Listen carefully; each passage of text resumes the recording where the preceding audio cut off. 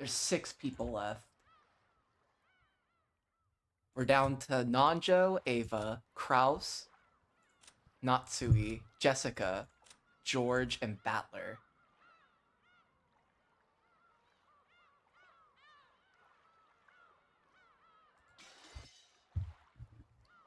I really wonder how it's all gonna play out in the end. Oh. YouTube Shorts. Oh my gosh.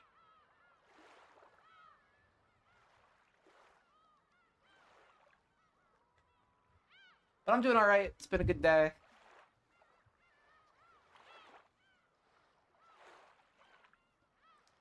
We're rocking. We're feeling it. Where we last left off,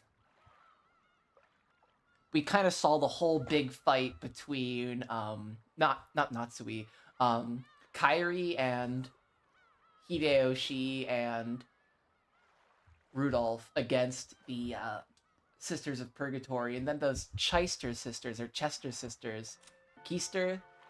I don't really know how it's pronounced. I think I'm gonna go Chester. I think.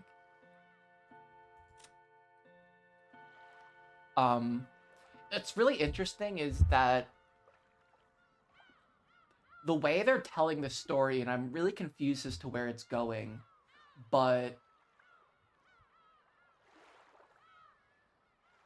they want us to suspect like Hideyoshi and Ava worked together, I guess. Because like Ronave wouldn't say that, like wouldn't confirm that everybody was dead in the mansion after that. Like he wouldn't say yes. Now that doesn't necessarily mean just because of that one of them is alive, but rather it's that he's trying to like limit our thinking or make us immediately think and suspect Hideyoshi, which to me sounds like something I don't want to accept. I don't want to accept any of the 18 did it, ultimately. There needs to be some way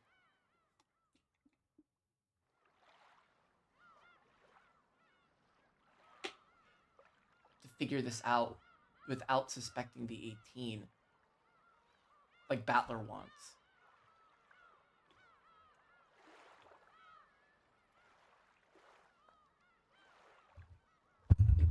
Ultimately, I think that rationale is good enough for me.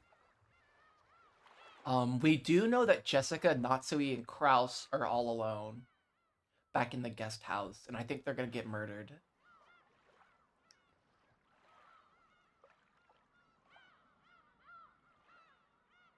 I mean, it's interesting that we've had like our first 2 murders already that weren't in the mansion.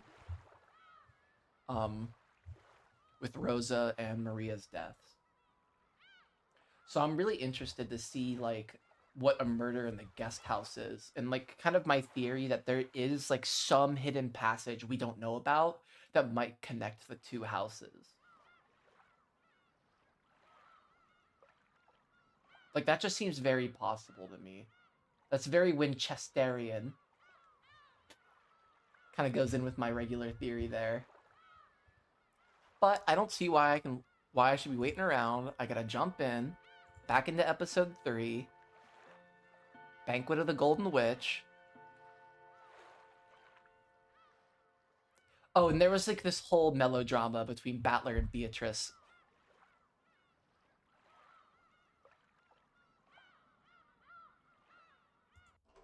Man, I'm 10 days, over 10 days into this now. Crazy. All right. The 7 survivors returned to the guest house once again. By now, it was clear that those who went outside would not return alive.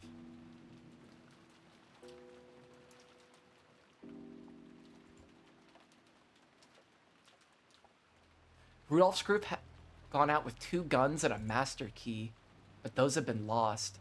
Did they lose the guns and the master key this time? Oh, shit.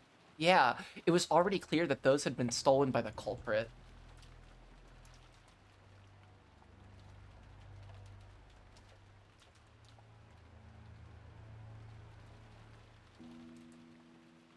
Because the shutters were closed on the windows, they couldn't be opened even if the culprit had a master key.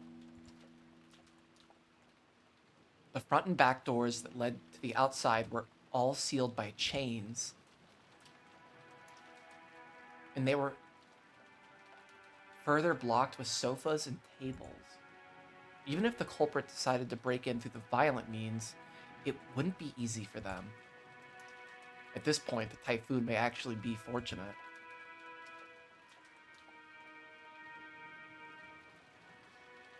If it were clear outside, it might have been possible for them to set fire to the guest house. That doesn't seem like their MO, Kraus. I don't know. Fire doesn't really seem to be their thing.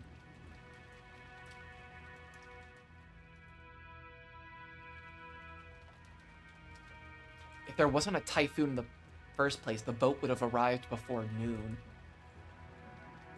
That's not much of a silver lining. Ava-san, how do you feel? Please, try to take it easy. Thank you. I still feel like I have a fever, but this is no time to complain about that. For the children's sake as well, this is no time to be bedridden. Can somebody, like, take her temperature? Like, that isn't Hideyoshi? Just someone, like, put their hand on her forehead or something? I don't know. I want to trust Ava. I really do. And I really think Beatrice is trying to, like, push us into this idea that it actually could be one of the 18. I'm not sure why. But I don't want to suspect Ava, even though it looks so bad for her. After crying so much in front of Hideyoshi's corpse, Ava had felt a strong self-awareness of her position as a mother, and her expression conveyed a strong will. In fact, her fever still hadn't gone down now. And she was still aware of that. If she didn't keep a strong hold on herself, she felt as though the fever would make her mind hazy again.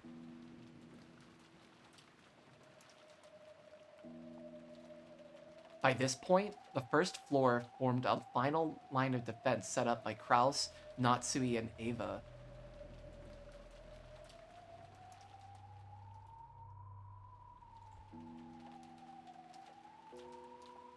The children and the guest, Nanjo, had been strongly warned not to go downstairs without taking great care. If the culprit used a ladder or something, it probably wouldn't be impossible for them to attack from the second floor. But it wouldn't be easy for them to break those sturdy shutters from such an insecure position. The second floor was relatively safe compared to the first.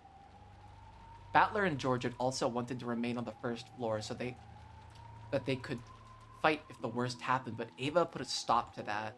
In her mind, George was now the only member of her family. It seemed that she didn't even want to expose him to the danger of coming downstairs to the first floor. Kraus and Natsui could understand that feeling.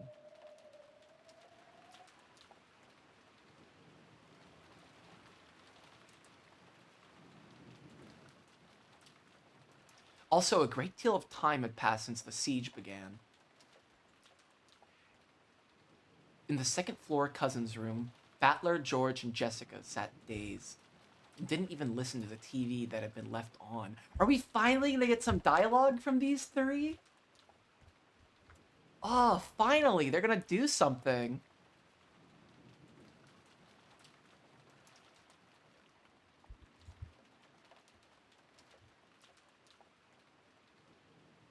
Nanjo's with them?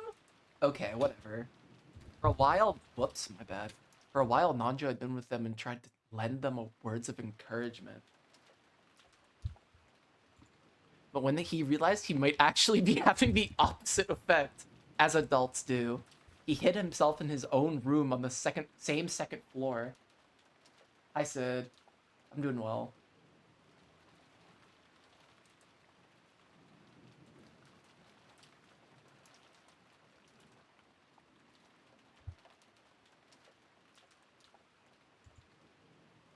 George kept looking dazed at the photographs inserted in his notebook. Oh, I got another prime! We're hitting the sub goals! Whoa, thank you, Bed Wards. Whoa. Another $2.57 for free has been put in my pocket. Oh, actually, it doesn't get put in my pocket. I had to make $50 for that. But it's the thought that counts. I won't spend it all in one place.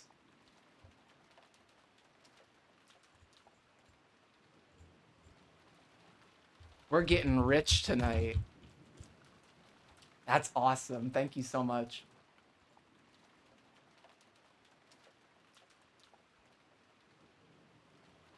Oh, that's so cool. Thank you. George kept looking dazedly at the photographs inserted in his notebook. It was from the time he'd taken a vacation to Okinawa with Shannon. That is canon. That's cool. That's cute. Shannon's happy smile was contained in those photos. Are we getting a flashback? I guess we are. George could remember the temperature and the humidity, the warmth and strength of the wind. And even what he had been talking about with her at the time those photos had been taken, as clearly as though it had been yesterday.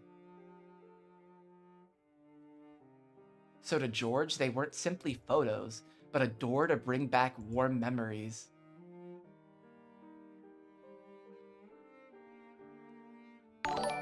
Whoa! Oh my god! Sid, thank you so much! That's so crazy. Oh my god, I'm so glad.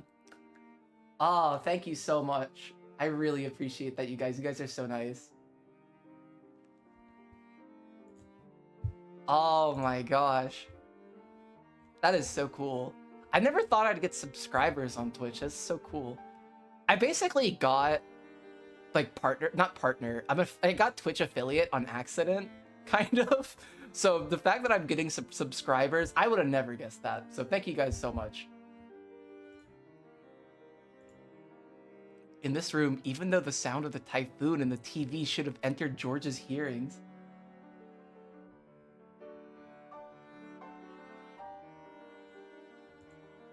it was the scenery of Okinawa he had seen with her and her laughing voice that reached his eyes and ears. His ears. My dad loved Okinawa. George had strived to be reborn after meeting Shannon. He had sworn to separate himself from the timid person he had once been, easily caught up in the atmosphere, unable to refuse a request, and easily used by those around him. He had resolved himself to become a strong man who could make her life more jealous. Therefore, if he hadn't met Shannon, the man called Ushirimiya George would probably have lived a very different life. And the George of that different life surely wouldn't have been as excellent as a man as he is now. The person I am now exists for Shannon's sake. Now that Shannon is gone, why do I exist? Why is he wearing dog tags? Okay. It's completely meaningless, isn't it? He felt a deep, deep sadness, as though he himself had become empty.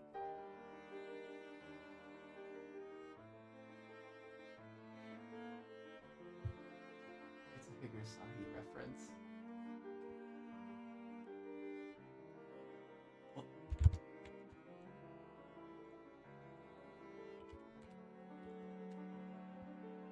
Oh. Oh, it's from their other... Oh, Higurashi.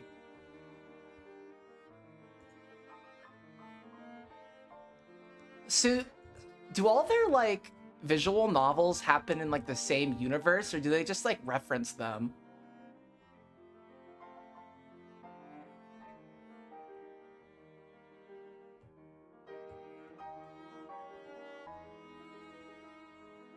I wouldn't know. Oh well.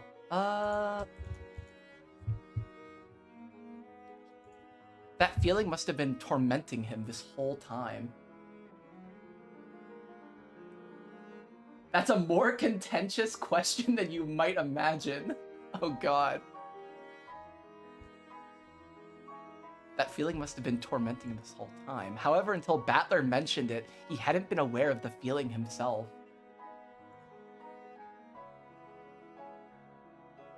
He'd finally managed to remember that it should have been all right for him to cry much, much more. So he cried. Just like Battler had, he cried himself dry. By now, his eyes were bright red and swollen, and he couldn't cry anymore. So George did his best to change his way of thinking. He was not meaningless now, and he should be grateful to Shannon for giving him such a character. The dead don't come back to life.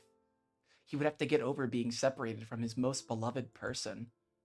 If he were to chase Shannon after Shannon and kill himself, she would surely be deeply dejected.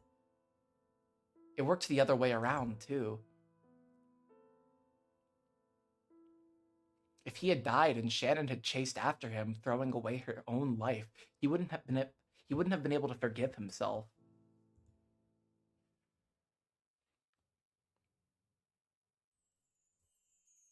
So he chose to surpass his sadness and anger and decided to thank her instead. After meeting Shannon, she made his days rich and full and taught him the meaning of working hard for other people's sakes. As a result, she had shaped him into the kind person he had wanted to be. He wanted to thank her for that. He tried to quell his sadness in this way, but each time he did, he remembered Shannon's smile. He understood it logically. He knew that grieving any more than this would only make her grieve in heaven. Aw. But that didn't bring a stop to his sadness.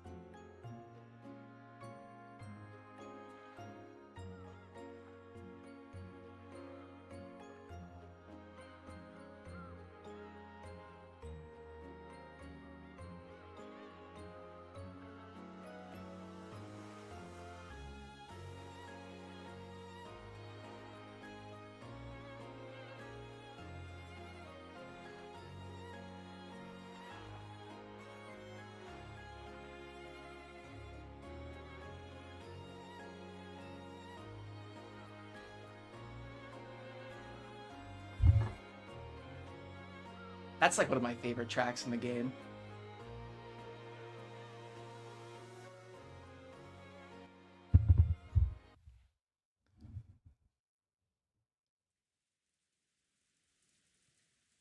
Why is it that when people die, it's so sad like this? Battler muttered. It was as though he was speaking on behalf of all humans. His question probably hadn't been directed at anyone, but Jessica answered. It's always sad when you have to say goodbye.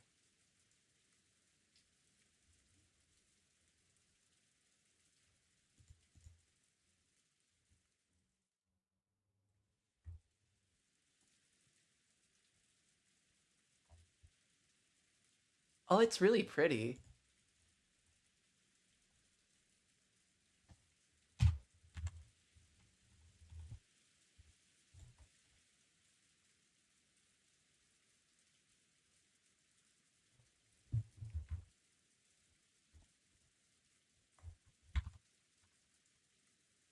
It always was sad when you had to say goodbye.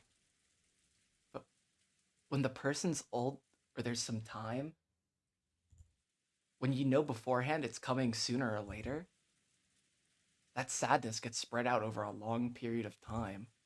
When misfortune comes suddenly, it's sad because you don't even get that time. You said it's in Tokyo, right? Like it's in like some park in Tokyo, right? I see.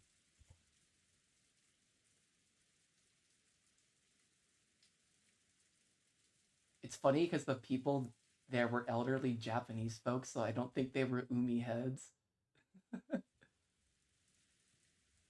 I see. So if they get sick or something and end up bedridden in a hospital, you might be able to ready yourself for it bit by bit. But when it happens so suddenly, you don't get that luxury. Yeah, they're right. A sadness that's usually spread out over several years closes in on you all at once. Yeah, I've never had anything like that happen to me. That's pretty tough. Sometimes it makes you feel a sadness so deep it can leave scars for life. Scars for life, huh?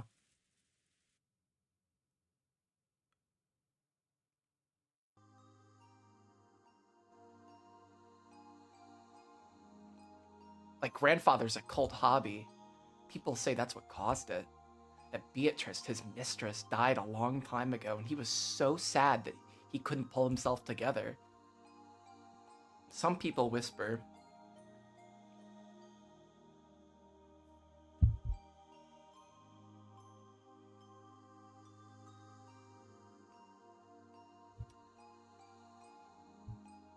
maybe there were two Beatrices.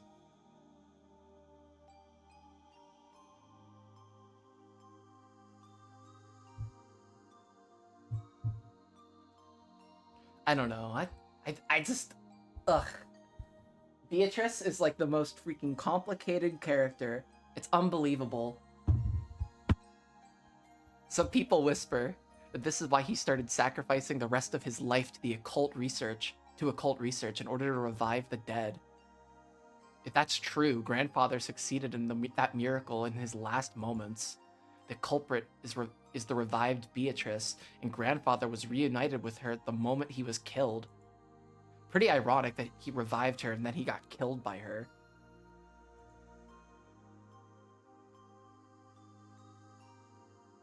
Even so, grandfather probably managed to meet her. He gambled half his life, and even though it was only for a short time, he was reunited with the woman he wished to see once again. Yeah, George, I don't think now's the time to get into black magic. Then why he then he got totally roasted though. Feels like that result doesn't quite add up to the cost of researching for half his life. That's not true. Even if it was only for an instant, grandfather must have been happy to be reunited with the woman he loved. And that would have been true, would be true, even if the crimes of going against the divine providence was punished by God, and his body was burnt and sent to hell. Even if that reunion lasted a very short time, right? I guess maybe they're like a Christian family. I haven't really thought about this, but I don't necessarily like they all kind of wear crosses and shit. Like Battler does. I know Kyrie does. Or I think she did. Somebody did.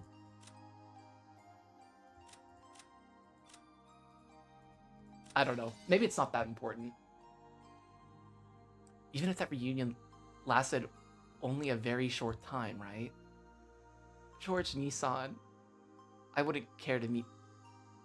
I wouldn't care if I met with the wrath of God and had my body burned, even if it was just for a short amount of time.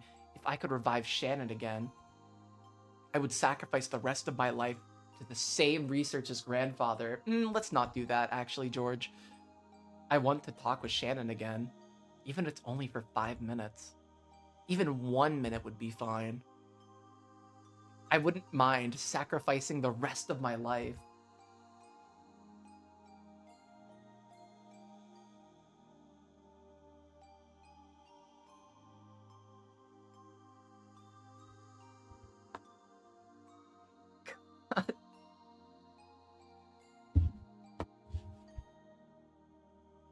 George, don't get into Age of Consent. I mean rules of magic.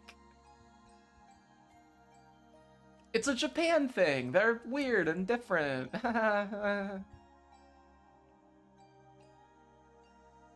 When Battler and Jessica realized that their pointless discussion was causing George pain, they could do nothing more than shut their mouths.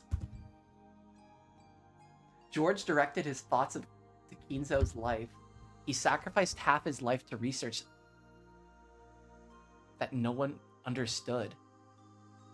That couldn't be me. And on the last day of his life, he revived the person he loved most, and probably succeeded in his reunion in his final moments. George didn't know how much time they'd had together. He didn't know if they'd been given an hour or just 5 minutes. However, that moment must have been enough to reward him for all those months of research. Even though he spent dozens of years to achieve it, that small amount of time was probably more than worth it to him. Until today, I never believed in the occult or magic or anything. Somewhere in my heart, I even made fun of grandfather's research, thinking it of nothing more than a pastime. However, I won't make fun of it anymore. No, to the contrary, I'll believe strongly that it's real.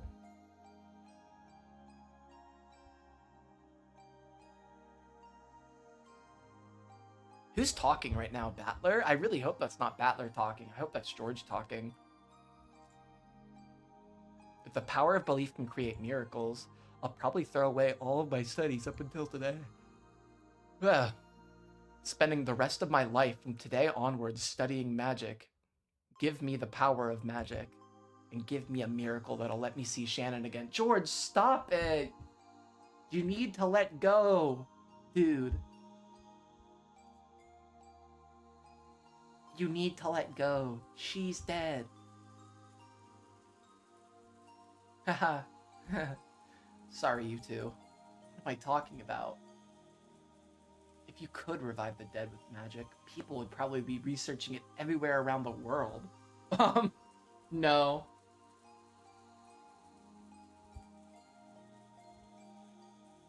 But things like that don't exist in reality.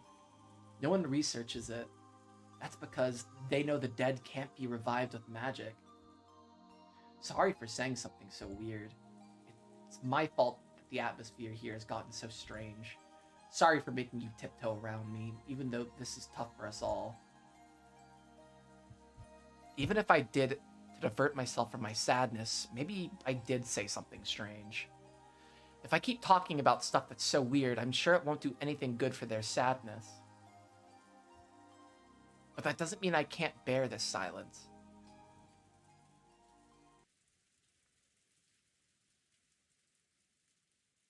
I'll go downstairs and get another cup of coffee. Mom's very particular about how she likes hers. I didn't know they drank coffee.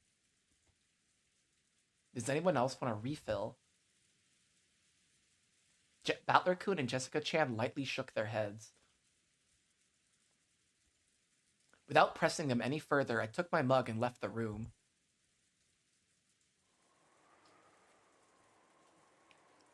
The shutters were all closed in the hallway, so the corridor was very dim. I tried visiting Dr. Nanjo's room and asking him if he wanted any more coffee, but he said he didn't need any either.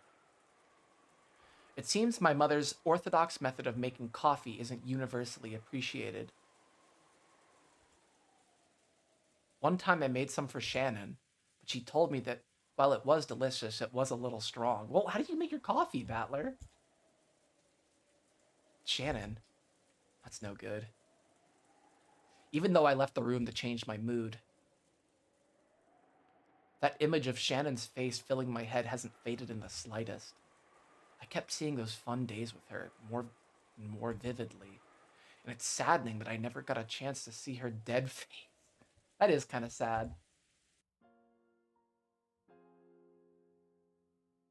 According to our parents, she was apparently killed with something like a gun or a spear.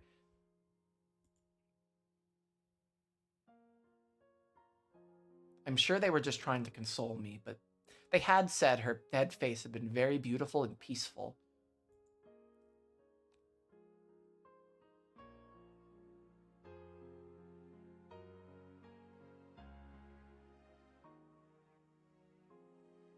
I'm still not over the fact that the first Twilight this game could all be completed with basically one closed room, because you would basically just have... It's really one closed room. I don't buy the whole idea that it's a loop.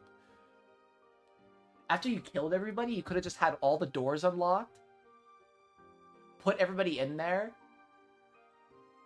like, put all their keys to the doors until you had one that was open.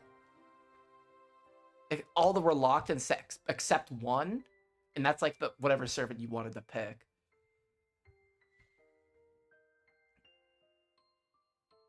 And you could have made it look closed, even though really like not even closed, but like circularly closed, even though it's not. I wonder if she had the engagement ring I gave her last night on her finger.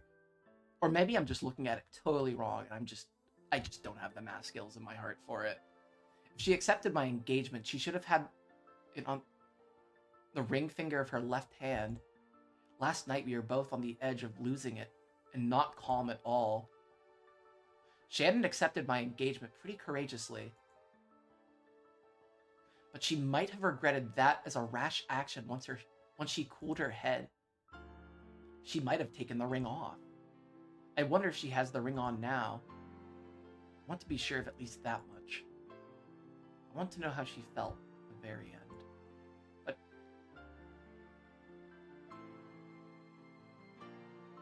well, yeah, all the doors are locked, but like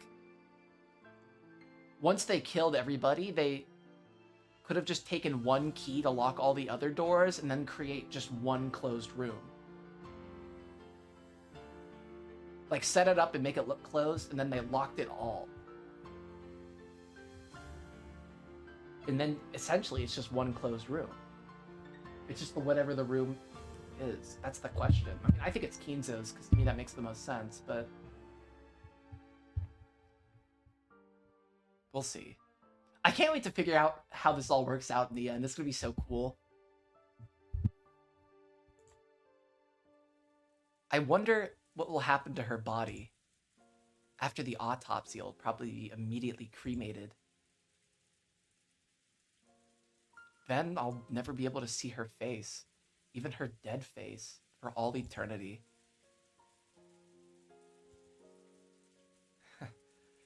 Has the shock of losing Shannon made me go a little crazy? I don't want her body to be burned. If she's burned and turned to ash, never again will it be possible for her to revive. They say cremation is frowned upon in Western tradition. Okay, maybe in 1986. A little bit. Because on the day of resurrection, there would be no body to revive. Because of that, it seems that great criminals in Western history were often cremated after execution as punishment. The royal family of Russia was all cremated after they were killed. I believe. Were they? They were all in the Ipatiev house. I don't remember.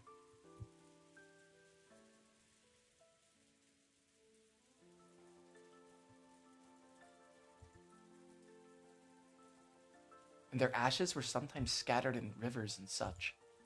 In other words, to Western people, death is nothing more than a sleep until resurrection. It is essential that the corpse is left after death. In other words, that's because Western people knew of a miracle that can revive the dead. No, it's just in the Bible, dog. But because that miracle doesn't exist in Japan, we burn them. Now I understand. I understand why grandfather idolized the Western occult. That was his only reason from the very beginning.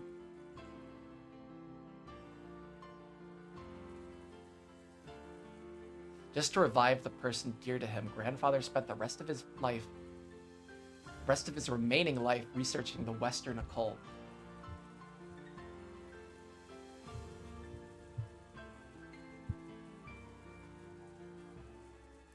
The situation surrounding us now is abnormal. Grandfather did revive his beloved Beatrice. And that Beatrice has carried out a terrible serial murder with linked closed rooms that force us to conclude that magic was used.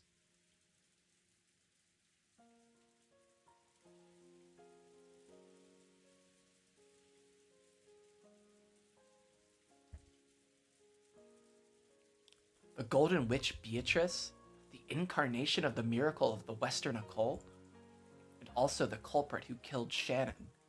She's an entity I should hate, and yet for some reason, I want to cling to her. I wonder if Shannon could be revived with the magic of miracles, which grandfather bet his life on.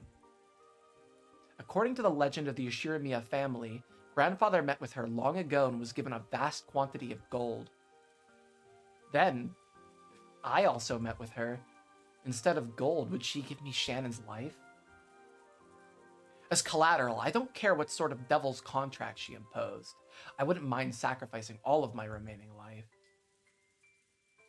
George probably couldn't believe or realize that his voiceless wish was heard by the witch herself, who stood right behind him. Beatrice had been listening to that entire discussion between the children just now in the cousins' room. Battler had told her that she didn't know the value of a human's life, and wanting to understand that in her own way, she had stealthily visited, listening in on their discussion. That is your wish, you say? If I could grant that, would I be accepted as a witch? She looked at the palms of both her hands. Is Beatrice gonna be like, is Shannon gonna be like, psych, I'm not dead, guys?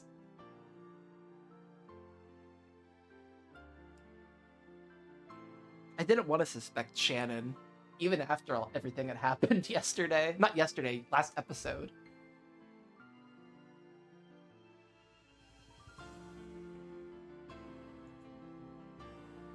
She'd handed over most of her once surging magical power when the new witch succeeded the name of the Endless Witch.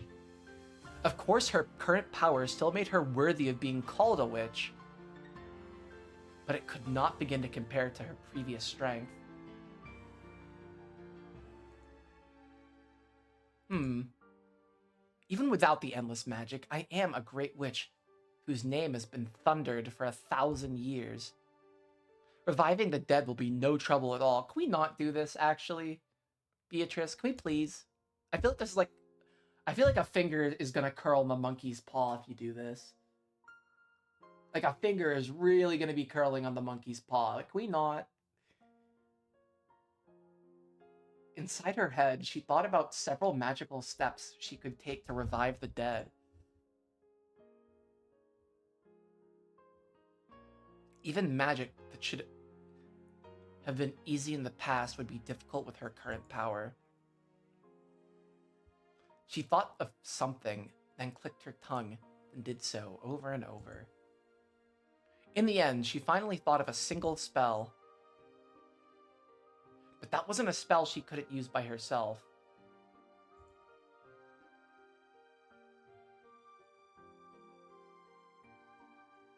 It was a spell that witches with weak power used, one that relied on the aid of others.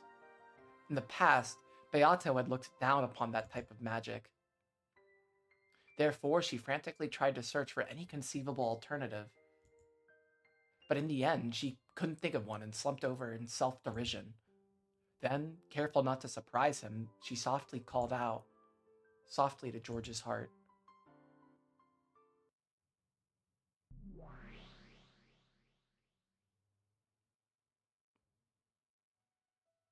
What the fuck? Hold up. Ushirimiya George, can you hear my voice? I can hear you. Who are you? Are you really the witch Beatrice? I really don't like where this is going. I really, really don't like where this is going. I'm really nervous. This isn't gonna work at all.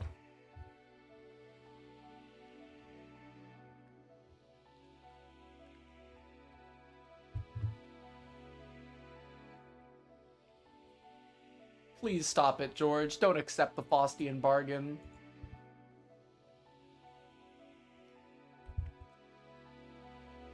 If it's the former, please hear my wish.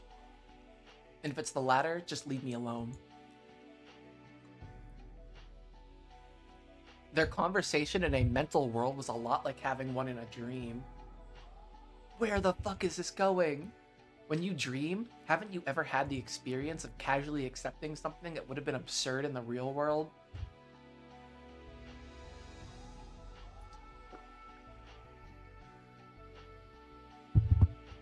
Well, yeah, that's because I'm on Prozac dreams, so I just kind of like, I'm like Tony Soprano, and I just see like talking fish and shit.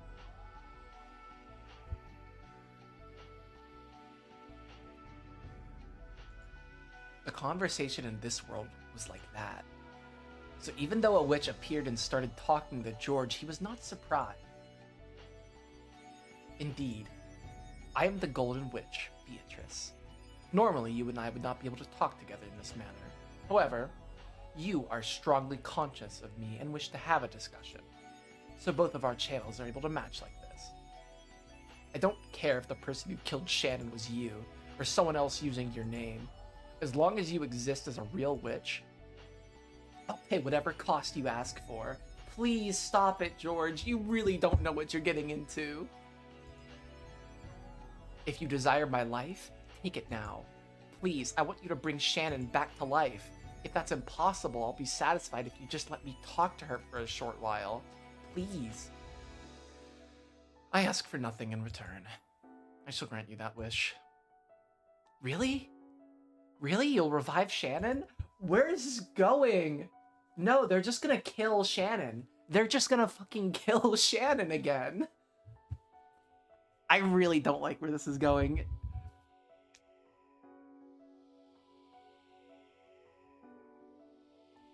Hi guys, I'm back. It's me, Shannon. Stay dead.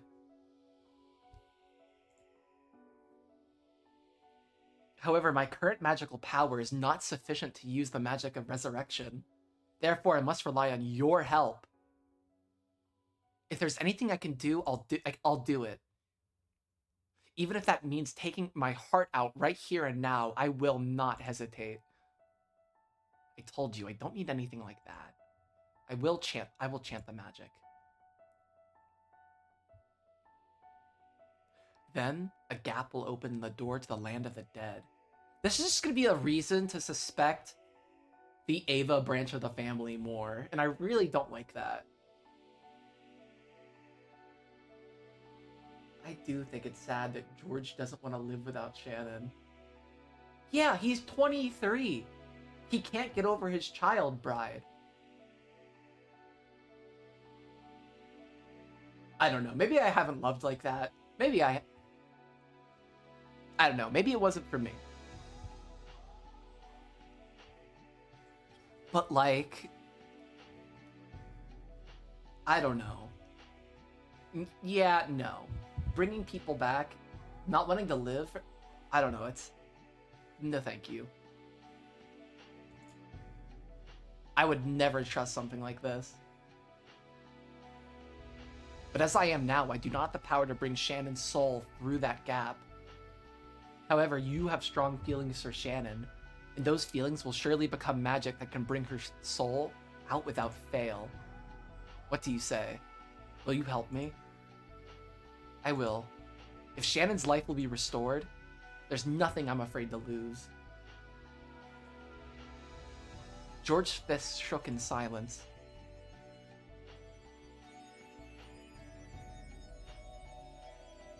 Then he slowly came to his senses. He had been absent-mindedly standing near the window in the hall that whole time, his mug still in his hand. And the witch from his dream was still there. What the? It isn't a dream. Hold up, I think I skipped the line in my head.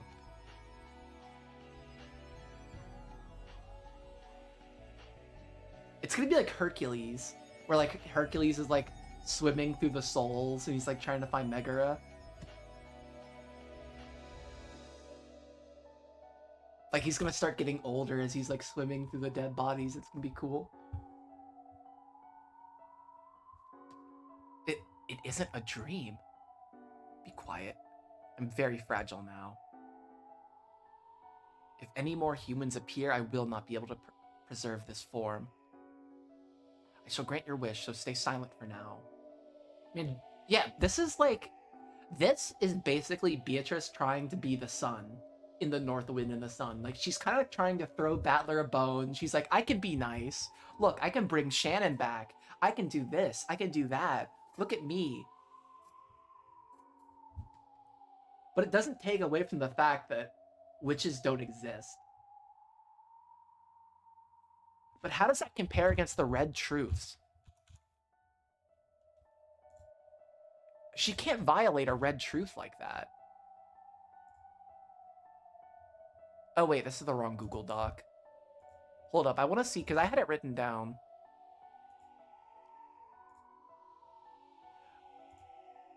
I don't remember if they said... Yeah, they didn't specify who... None of the 6 committed suicide. But we don't know they were all homicides. Oh, they are all dead. There are no one hiding in the rooms. The 6 died instantly, so they didn't run and hide themselves in a locked room. The 6 were not killed by traps.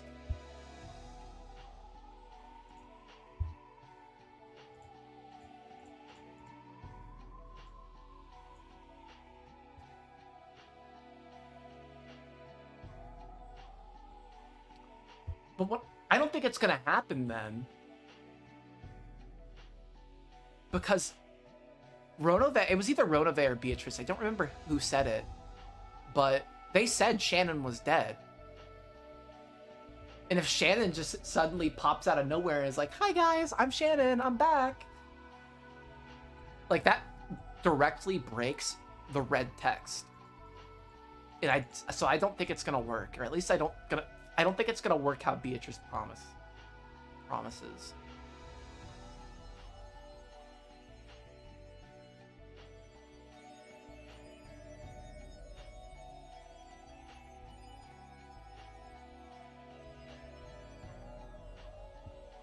Okay.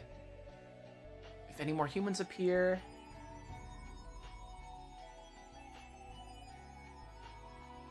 I shall grant your wish, so stay silent for now. Understand?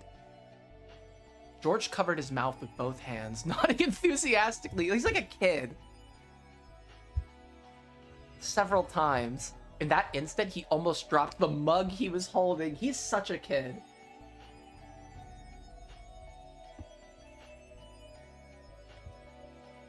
George frantically juggled it around and caught it.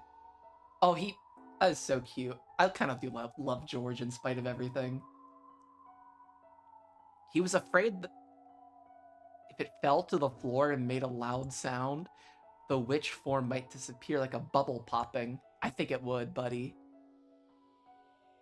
He softly set the mug on the floor and stared at the witch in front of him again. Her form didn't disappear. It wasn't a dream. Let us go to the parlor where Shannon sleeps. Oh. What?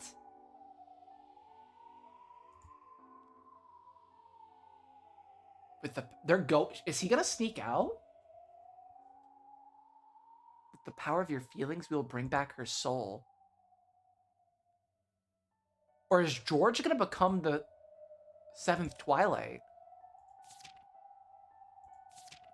Which, is that the one we're on right now?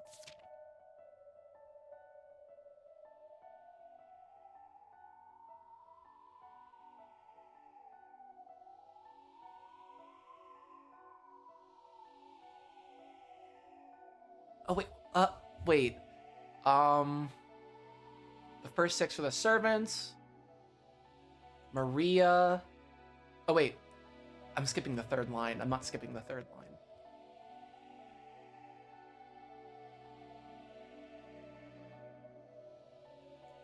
I think only one more person needs to die. Right? Maria, Rosa, Kyrie, Rudolph. I'm just counting. These aren't necessarily which ones are which. Hideyoshi.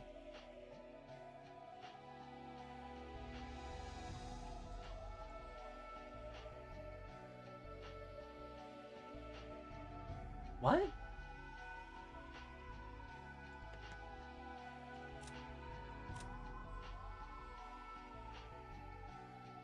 Oh, wait, I'm forgetting about the two who are together. I need to subtract two. There's two more people who need to die.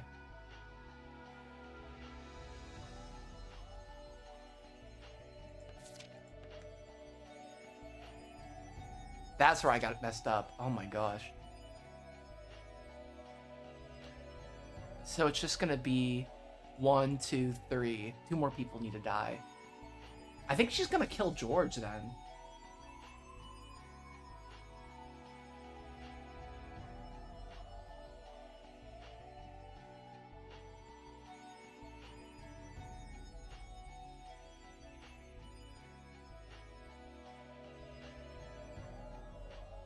You say go, but how? My mother and the rest are downstairs. There's no way they'd let us go outside. Didn't you just say that you wouldn't be able to preserve your form if another human appeared? Come to think of it, that is true. So Kraus and the rest are downstairs. In that case, we definitely cannot go down. Am I right? Is there gonna be a pathway between the guest house and the mansion? A secret passage? Oh my god, I'm gonna freak the fuck out if there is. I'm gonna be so happy. Like, Winchester theory will be so back on my plate, and I will be fucking digging in and eating deliciously. Well then, we just need to go to the mansion without going down the first floor, right? It's simple. Beato laughed as though she had thought of a pleasant prank.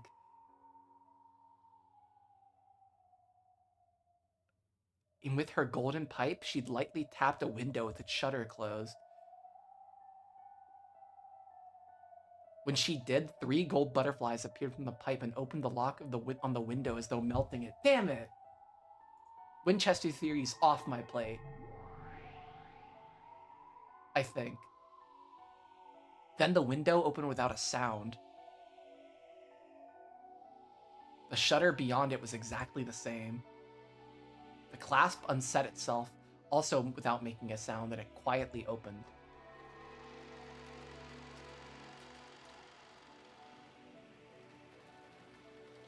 I think George is going to be the second to last sacrifice.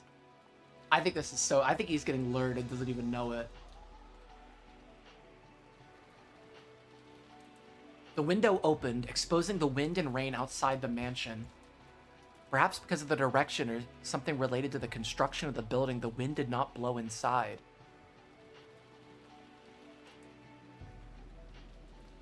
Probably because of the direction. Because of that, for a while, George felt as though this entrance that opened to the outside was a dream or an illusion, and he couldn't accept it as real. I don't think he's gonna get himself hurt if he jumps out of this window, right? But I also think they're gonna hear him if he, like... I don't know how big the guest house is. Never mind. Plus, he has to get back in the... He has to get back in the guest house. Does he? He's definitely getting killed here. He's 100% dying. Come, let us go. Come with me. Beato gently floated upwards. It was a natural action, like that of a diver enjoying an underwater stroll. It made it easy to believe that if you acted like she did, you too might be able to float in the sky just as though you were swimming through the water. No, George did believe that. So without thinking, just as she had done, he also, gently, as though swimming in the water, lifted his feet. What the fuck is going on? Oh, bad. So you learned how to dance in the sky faster than I could explain it.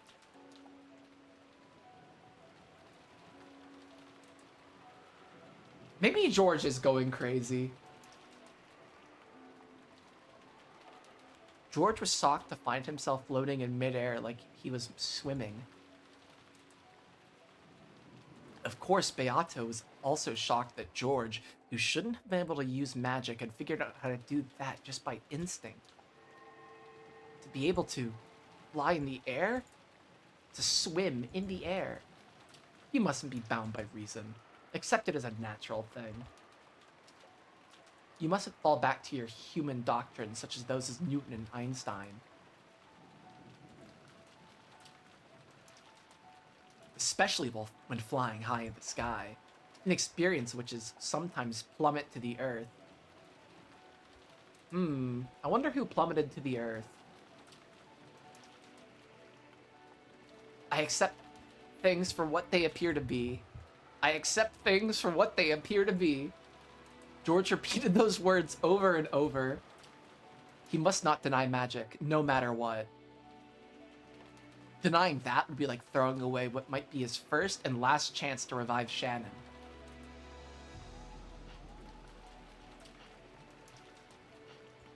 However, compared to Beato, who was elegantly drifting like smoke, George's movements clearly resembled someone underwater.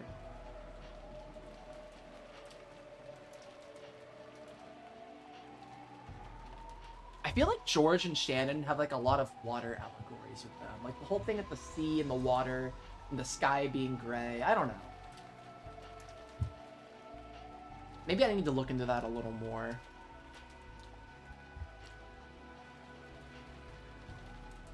Therefore, if he didn't act like he was kicking his feet in water every once in a while, he'd be caught by the force of gravity bit by bit. This is like dreaming. Like, I've done this while I've been dreaming before. Like, it feels like you're swimming through the air. Maybe he's dreaming. It must say, you're doing better than when I first danced through the sky. Here we go. Come with me. When Beato beckoned to George, she gently flew into the stormy sky. It was just like a scene from a fairy tale. The scene unfolding before George's eyes felt like an eternity. Like, felt entirely like an extension of his dream.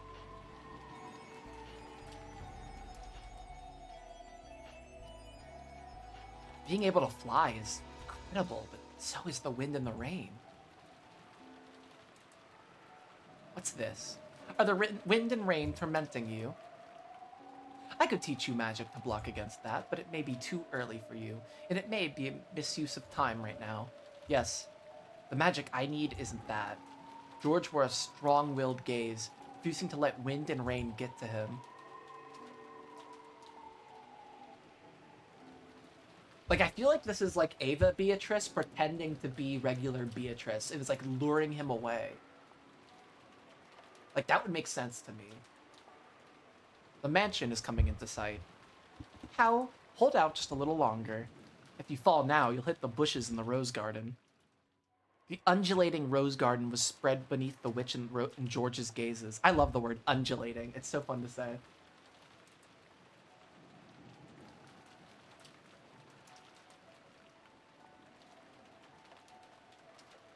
This illusion-like scene no longer surprised George. Only the gradually approaching mansion was reflected in his eyes.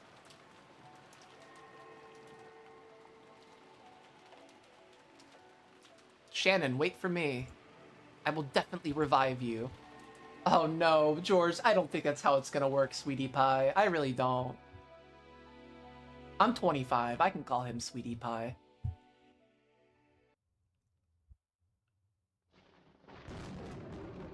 Oh, fuck, I'm right. I'm fucking right. Fuck.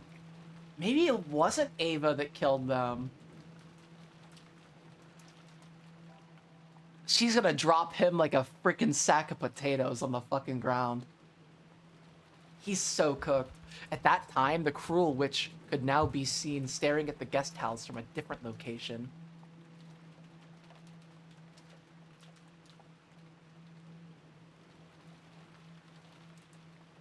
Oh, wait, this is separate. Now, all that's left is the 7th and 8th Twilights. Just 2 more and my obligation that old hag predecessor is finished. I'll kill Kraus and Natsui. Let them die together like the good couple they are.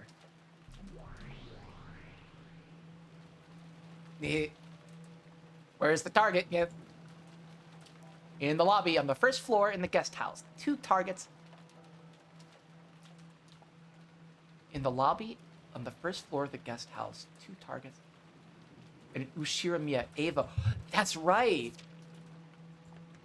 The only person that's there besides... Oh, they really want us to suspect Ava.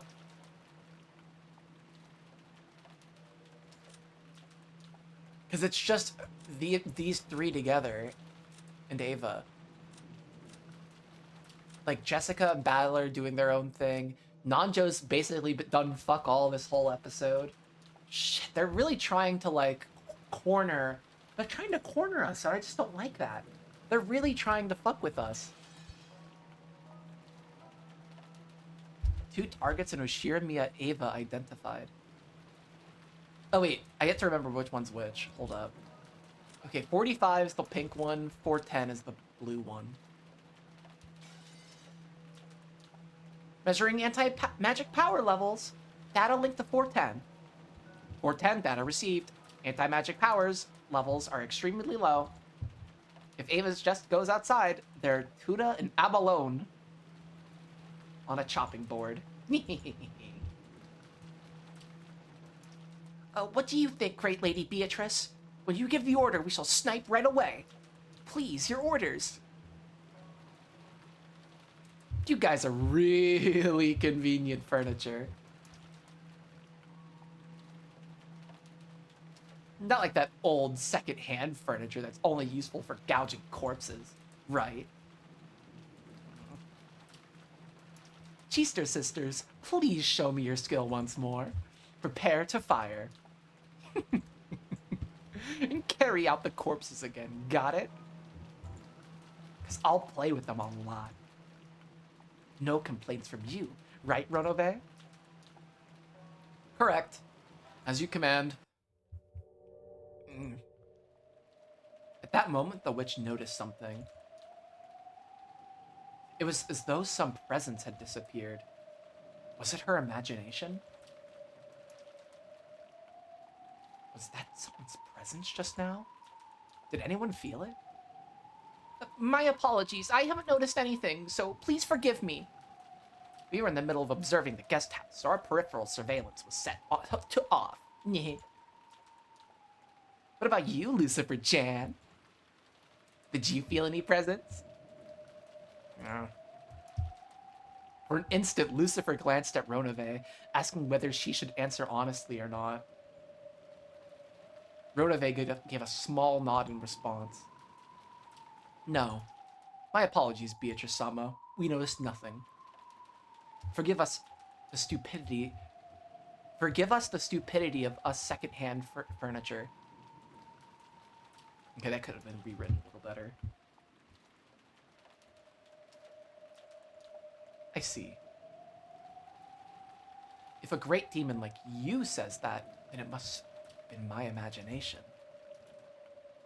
What the fuck is going on? The witch persistently stared in the direction of the presence had disappeared to. That was where the rose garden lay, and beyond that she could see the mansion's dark silhouette created by lightning. It took quite some time before she pushed her unsatisfied feelings aside and once again faced the guest house. I have no fucking clue what's going on, and I love it.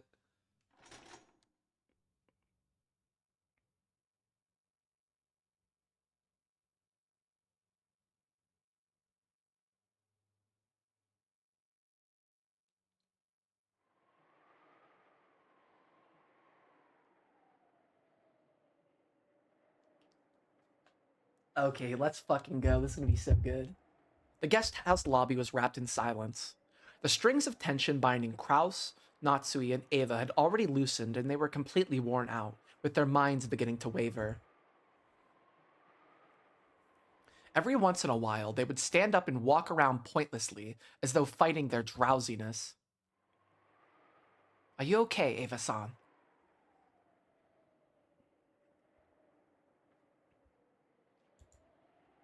Please, do take it easy and rest.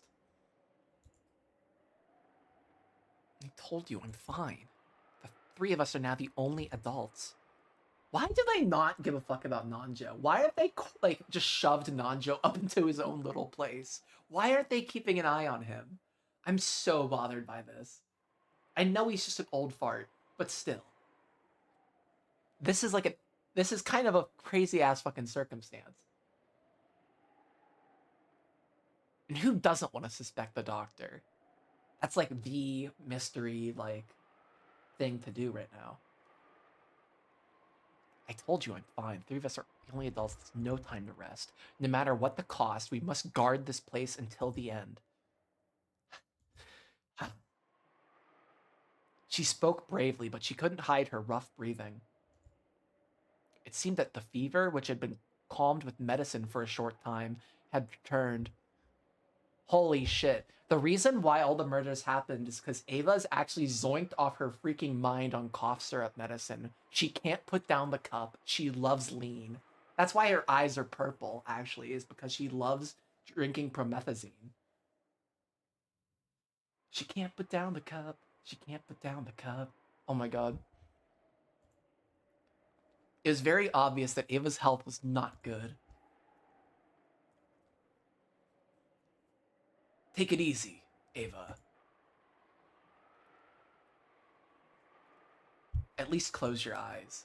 If something happens that you need to be awake for, we will definitely wake you.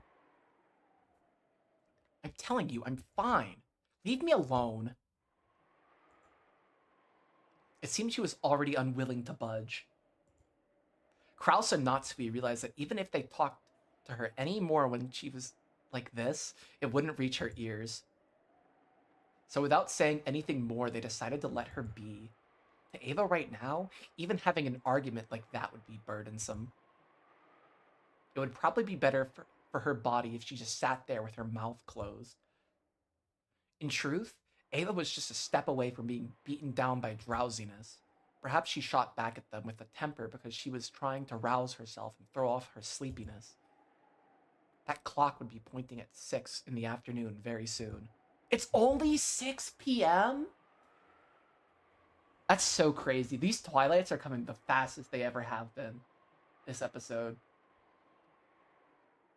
Like, I think Rosa and Maria were killed around, like, what, 1 o'clock? Like, maybe even before noon.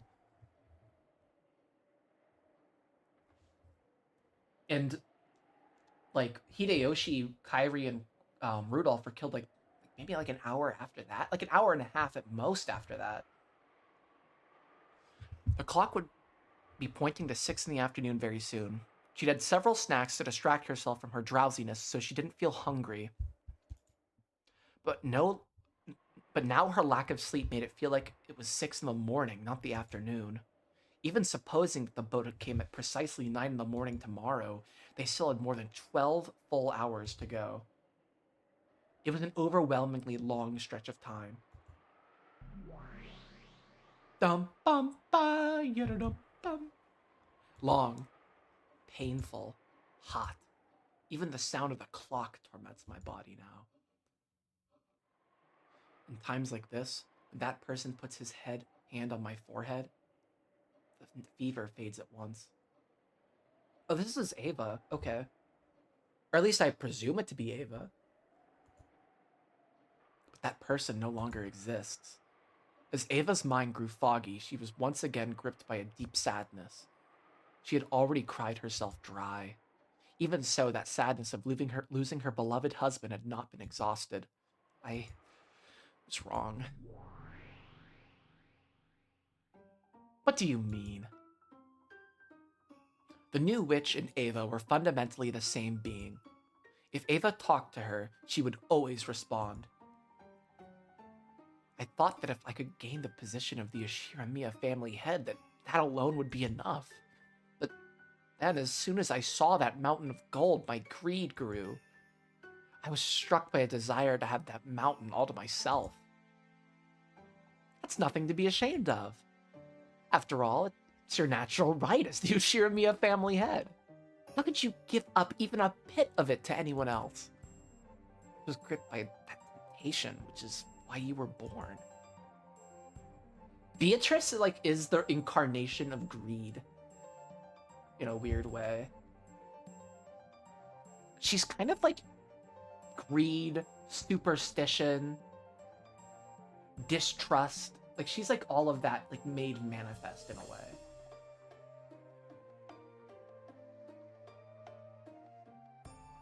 Like, she isn't real. She's just like, she's like their collective evilness that is like, and like all their greed that is like given birth to her in a weird way. Like all this, the sibling hatred and the, like, I don't know. Beatrice is mimetic. I've said this before, so not really anything new, but I'm gripped by that temptation, which is why you were born. While you are a young girl version of me, at the same time, you are also my self-centered evil heart. Because of my foolish greed sprouted by that mountain of gold, the shell of the egg that is my heart cracked and you were born into this world. I am responsible for your birth. In that case, when I killed Rosa and Maria, and then Rudolph, Kairi, and Hideyoshi, you were responsible for that too. Why did you kill my husband too? Why? Ah! I really don't want to suspect Ava did it. And that she was just like conflicted about it. I really don't. I really want to believe it's not one of the 18. I didn't want to kill Hideyoshi. He was just so annoying and persistent. And that's your fault. It's your fault for choosing a husband like that. A child like you cannot understand what made that man so wonderful. Oh, dear. What the heck? Our dreams were made real with magic, right? We solved the riddle of the epitaph. Then we found the gold and got the head's ring. All of our dreams came fully true, right?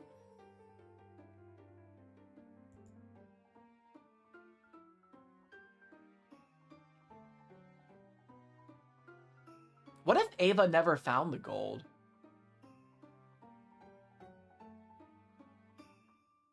What if she just found the ring Kinzo threw outside?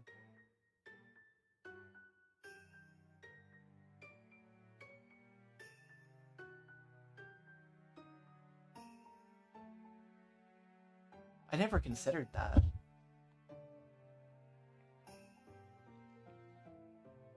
It's not been said in red, but Ava's found the gold. That Ava is the Ushiramiya family head.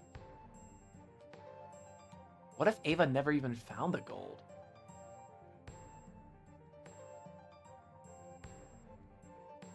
And she just found the ring and that was enough for her. All of our dreams came fully true, right? What more could you want? Those weren't all of my dreams. What about living a wonderful life with that person and giving George an excellent life? I still have many dreams that haven't come true as a wife, as a mother. And yet, those are just extra dreams you added after becoming an adult. They're my dreams.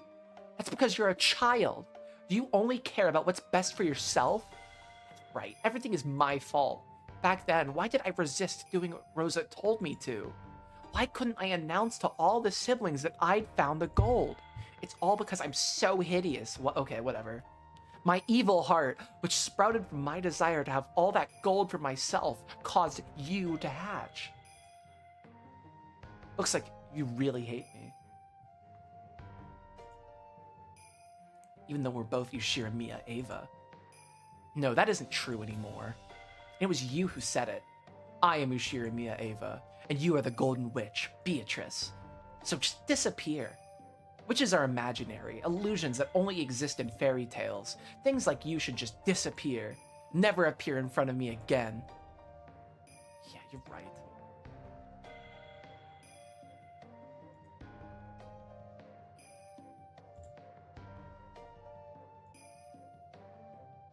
Look.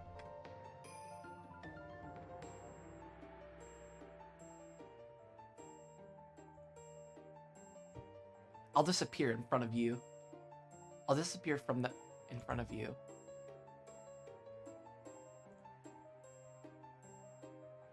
Sorry, I had a bot post this stupid link in my chat, so I had to ban that bot.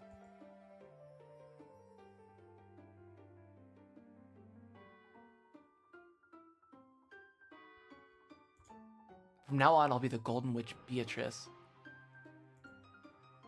So I can play however I want. I don't even care about you. If only you just give up and die. After having a very childlike tantrum, the witch who had once been another Ava vanished. Only Ava was left behind in the darkness. And she questioned herself. Me? I killed them? Did I kill that person? Did I kill him?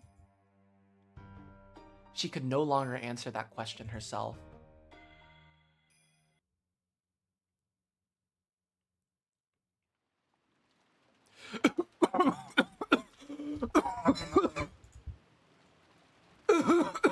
Okay, I've done enough coughing. I've done enough fake coughing. It seemed that half asleep, she had gotten some saliva caught in her windpipe just as she was dozing off. That sucks. Suddenly, Ava started coughing. Are you okay, Ava? Please, Natsui, some water. Yes. Fine, okay.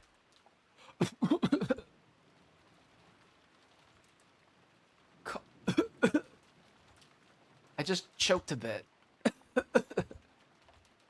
Ava pushed away Natsui's hand as she tried to rub her back and unsteadily rose to her feet. I'm going to wash my face. Sorry I fell asleep. When I get back, I'll make some more coffee. Extra strong, so I won't get drowsy until tomorrow morning. Also, if we want to suspect Ava, we also know she knows, like, capoeira or something. I think they said it was capoeira.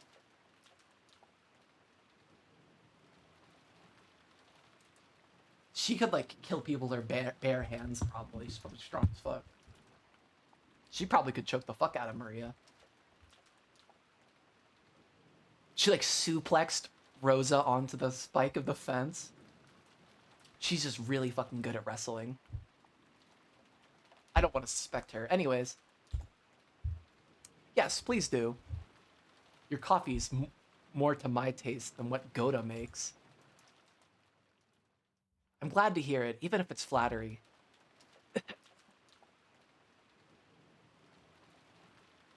I use like a ton of creamer in my coffee. I'll be back soon. Ava exited the lobby, heading for the bathroom. Kraus and Natsui watched over her frail back. So, you sometimes do show concern for Ava-san, even though you've always been so much at odds with her. This is where they're gonna die. This is where they're actually gonna get their shit kicked in. Isn't this how an older brother is supposed to be? Yes, I believe you're right. It isn't just Ava. There's Rudolph and Rosa, too.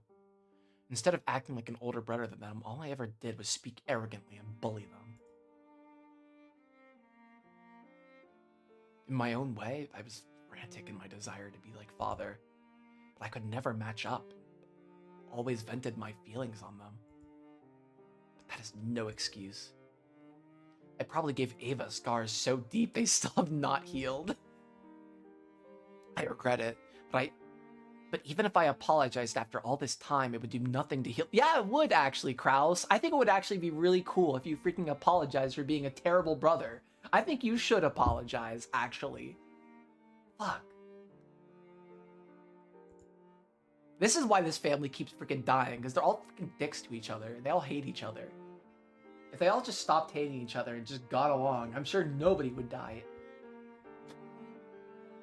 If you can't, because that's what creates the negative fucking Beatrice shit. If you can hold on to that feeling instead of only letting it last for this moment, I'm sure your siblings will come to see it sooner or later. I didn't do her fuck. Though by now, Ava is the only sibling I have left. If only you and your siblings hadn't been born into the Ashiramiya family, you might have had a more normal or fun sibling relationship. You mustn't say that. Ava will probably continue to hate me for her whole life, and she has a right to. I intend to resign myself to the fact and accept it. Dear, Ava, I'm sorry. Of course you don't have to forgive me. Of course I won't forgive you. What are you talking about after all this time? Dum bum ba yada dum bum.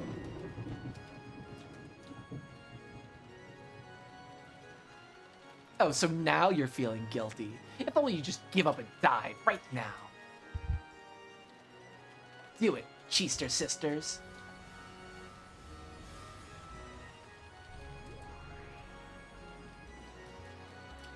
That's the nicest we've seen Kraus like the whole game.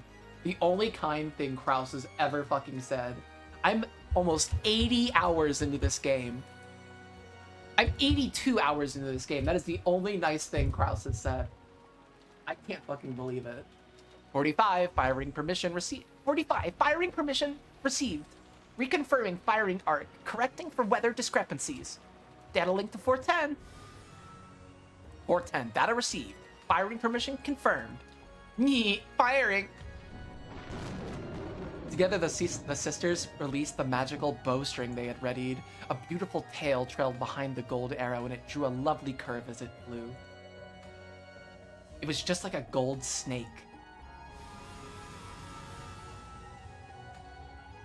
It skillfully avoided a grove of trees and flew towards the front door of the guest house. Then it flew into the keyhole of the door and stuck into the guest house without any problem at all.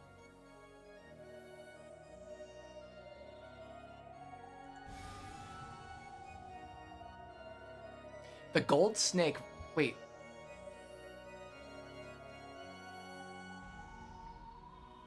Okay, it's the front door. I just think that's, like, important information. Because one of my theories is like... somehow the way they die with magic involved is, like... an allegory for how they actually died in a way. I just haven't been able to crack out how, really. Or I guess to what degree that goes.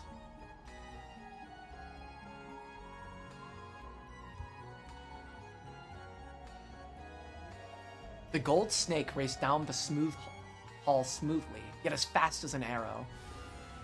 Right before it was the door to the lobby.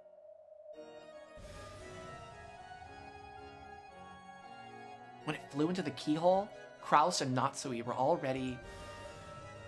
For an instant, Kraus thought he saw a gold-colored sparkle in the keyhole on the door.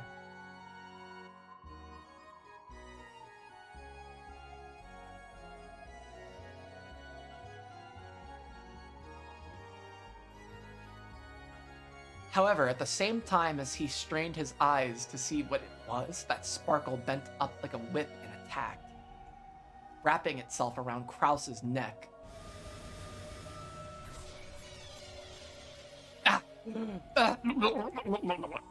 Counting or not counting gang violence. Just looking at it, the gold snake seemed very supple. However, as though a wire had tightened around Kraus's neck.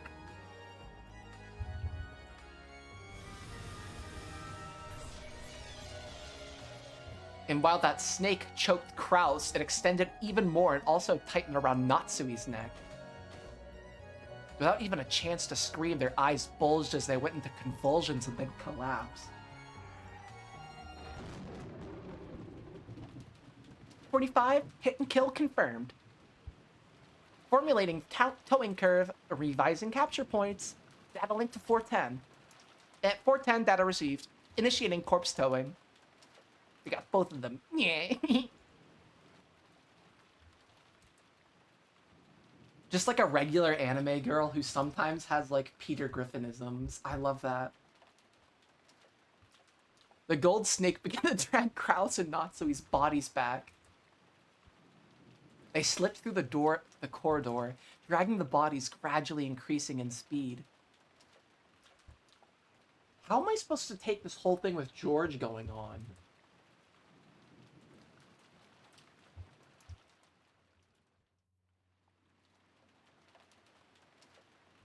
What's actually going on here? Could George and Ava have killed Krause and Natsui then?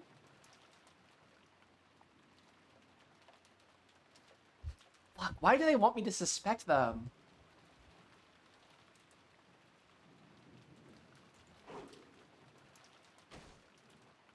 And rapidly pull them outside the guest house. It just doesn't seem right. I'm not sold on it. So the lobby was silent as though nothing had happened. As though Krause and Natsui had not been there since the beginning. Only the sound of the wind and the rain remained, as if they were playing dumb and pretending to be the only ones there.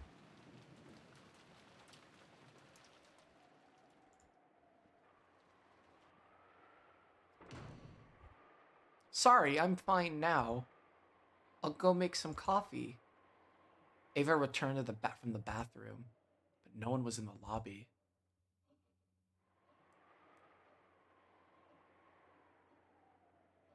Even though they had supposedly been in that sofa, until the moment she had choked and gone to the bathroom, they were gone as if they'd been an illusion from the very beginning.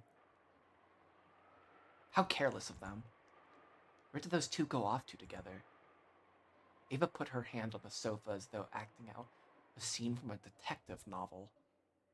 She felt a warmth that meant they'd been sitting there until a short while ago.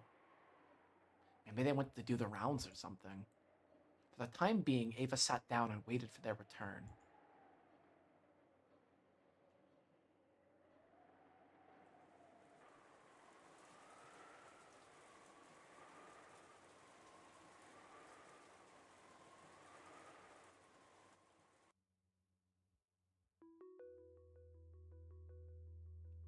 Beato and George could be seen in the parlor of the mansion. Oh, now we're going back here.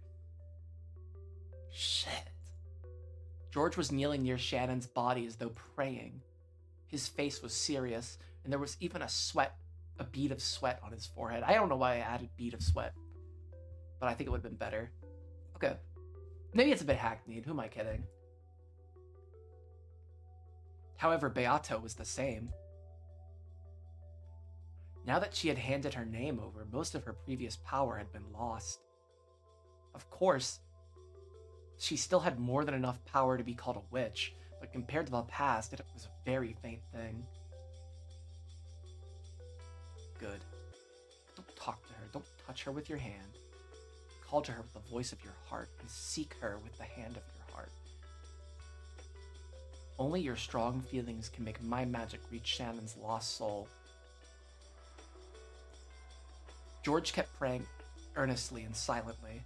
He kept frantically yelling inside his heart, trying to call back the soul of the person he loved. He strongly envisioned his soul leaving his body and searching for her as she wandered through the land of the dead. Beato turned that strong force into magical power that supplemented her own magic. This was magic that, in the past, she could have performed easily without anyone's help. But now, if she didn't rely on someone's assistance, she wouldn't be able to finish the chant, much less succeed. What the fuck is gonna happen here? Because now the two are dead. Shannon is Beatrice. No, I'm kidding. I'd forgotten for several centuries. Was magic? Was resurrection always this difficult? Why is she kind of cute like that? Beato was wearing an even more strained expression than George.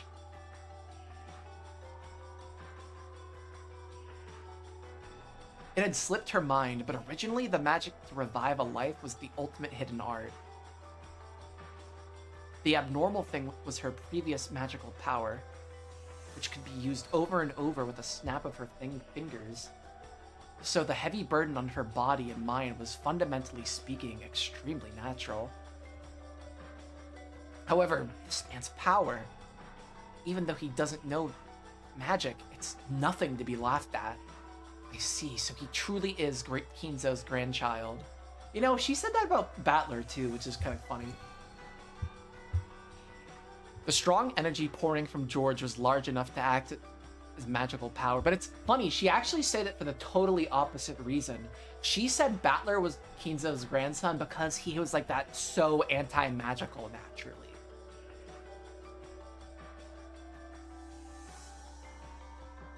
These guys are like the fucking Belmonts or some shit. God damn.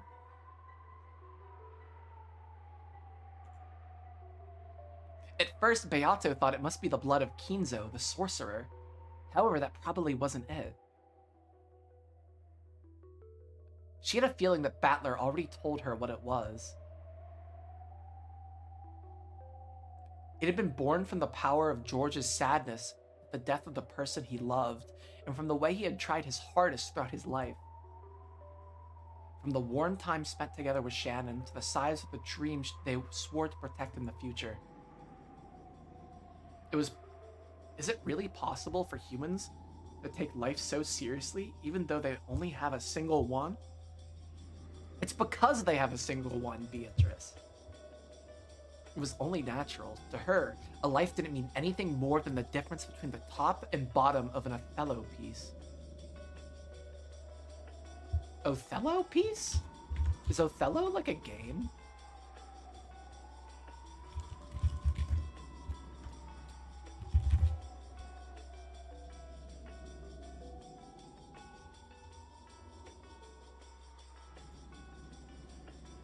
Oh, it's like checkers. Or like backgammon. It's like white on one side and black on the other. Okay.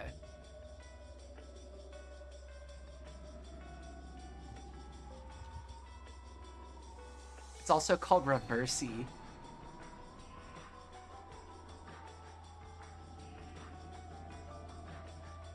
Okay.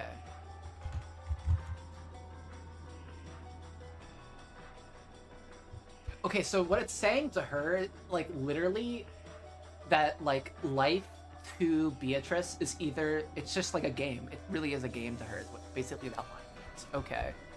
Black or white, a living or dead. That's, like, as much as each life has to her is the value of a game piece. The black represented death, and she thought all you had to do was flip it over again and make it white. However, it was just like that broken vase. To humans in a world without magic, where they cannot return to their original form,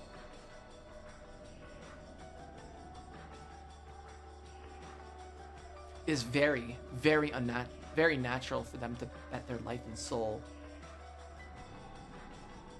So, is an endless witch who can do as she pleases even with life and death inferior to a limited human who can't even surpass the mountain of death? This time, the witch acknowledged it. He was able to hold a magical power that could never reside in witches who didn't understand the value of life. Why does this thing called the endless magic exist? Even though I called myself the endless witch, did I forget what the endless magic means for 1,000 years? She looked at George's expression again. His surging earnestness was like a lightning bolt. That's a very particular allegory to use at a time, or not allegory, simile, metaphor? I don't remember.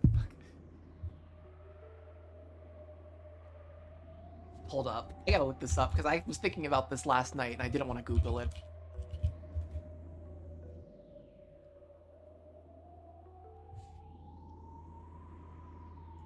Okay. Metaphor. Thank you. Right now, even if George's body had been burned or smashed by a waterfall, he would probably continue to pray for his beloved without minding it, without noticing it. For the first time, she showed respect for that power. So in that instant, all magical resistance was lost, and the enormous power of George's feelings turned into magical energy in its complete form.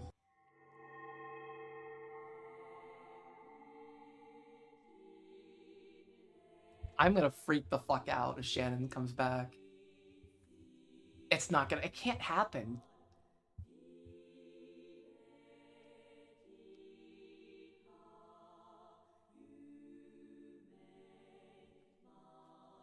The vase was very beautiful, rich with history and value. Even as a As young as I was, it still forced me to take a deep breath when I witnessed its beauty. But that just made me want to touch it. But the vase easily fell and smashed into pieces, like a bubble that had popped. It felt as though the time it possessed a form and had been just an illusion. Lives are just that fragile, just that easily lost. I realized that my foolish curiosity had led to something that couldn't be undone. No matter how much I regretted it, no matter how much I apologized, the smashed vase wouldn't return back to its original form. A lost life will not return to normal no matter what happens. I was frightened that even though my actions had been thoughtless and careless, they had stolen away a life that could never be revived again. Then I pitied that lost life and cried. I was frightened of myself, the one responsible for its loss, and cried even more.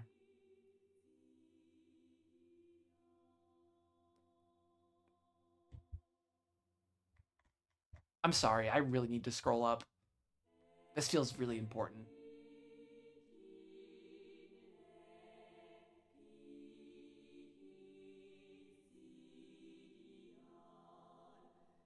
Who's talking right now?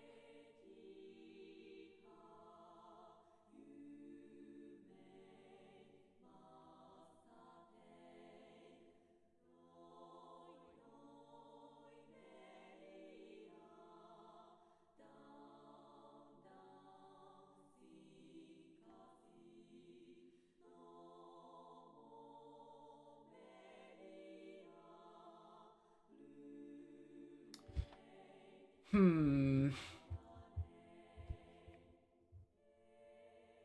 I think Dr. Nacho's in it. I'm kidding. Okay. I'm sure grandfather will also cry at the loss of his precious vase. I'm sure that all the people who love grandfather. It's the same place where Beatrice was the teacher at the very beginning of episode 3, Kuadorian.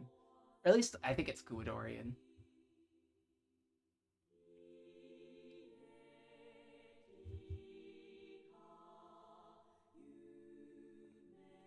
Grandchild Beatrice, maybe? I'm sure all the people who love grandfather and see him like that will cry. With the loss of a single life. What if, like,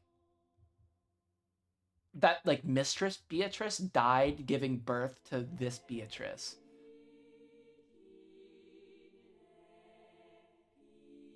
And that's why Kinzo's so upset. And that's why he, like, raised her like her mom? I don't know.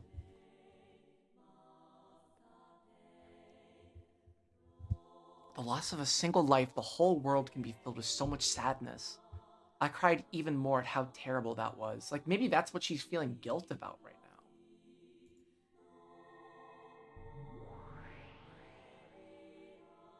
Beatrice appeared and spoke. Then, milady, let us revive that vase with magic. If that will make everyone happy, the vase and the magic and the spirits will happily lend you their power and return it to its original form. Come, milady, close your eyes and chant with me. Come, try closing your eyes, and try to remember what form did you love. It was surely a very, very beautiful form. Please, show me that form one more time.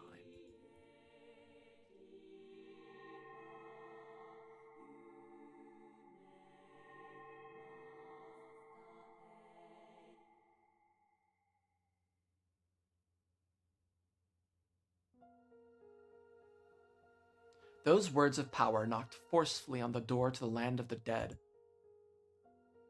The magic of her old self had performed that same forceful knock. However, doing it that way was horribly violent and earned the displeasure of the peacefully sleeping dead. But this time it was different. It was very forceful, and yet gentle and loving. What the fuck is going on? The dead near the door opened their eyes and called out to the others that there was a voice calling for someone to come back. The sadness of that voice calling from the outside touched the hearts of the dead, and trying to respond as quickly as possible, they searched for Shannon's lost soul.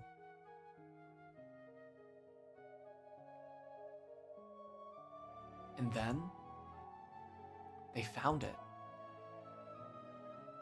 They found the casket in which Shannon was peacefully sleeping. It truly was Shannon's soul, sleeping in the land of the dead. Inside the casket that was covered with rose flowers, frozen with fucking roses again. I'm not over the fucking roses. Frozen with frost. He was sleeping in peace.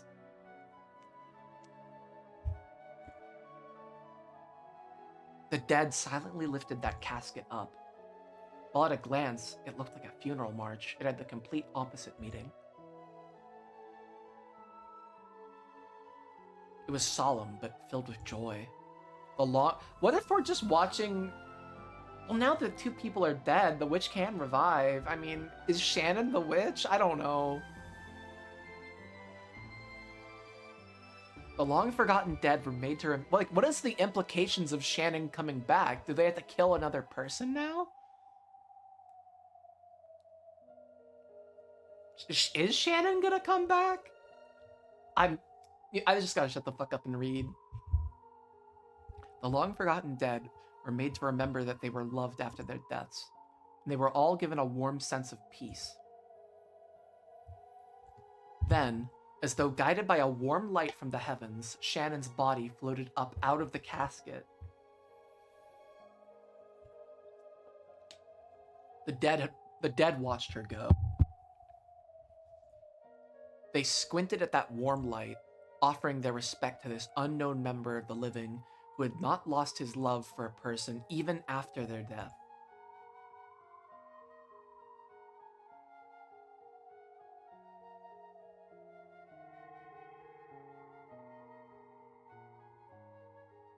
Shannon's body was enveloped in the light from the heavens and began to disappear. In the jet-black darkness of the land of the dead, the faint flickering of gold butterflies could be seen. It reminded them of the gentle stars in the night sky, which they had long forgotten.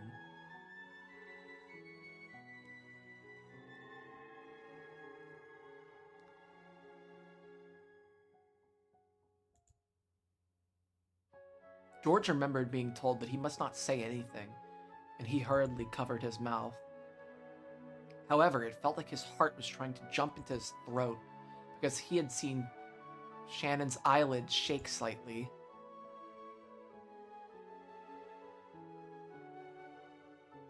Hold up, I just want to check my notes again.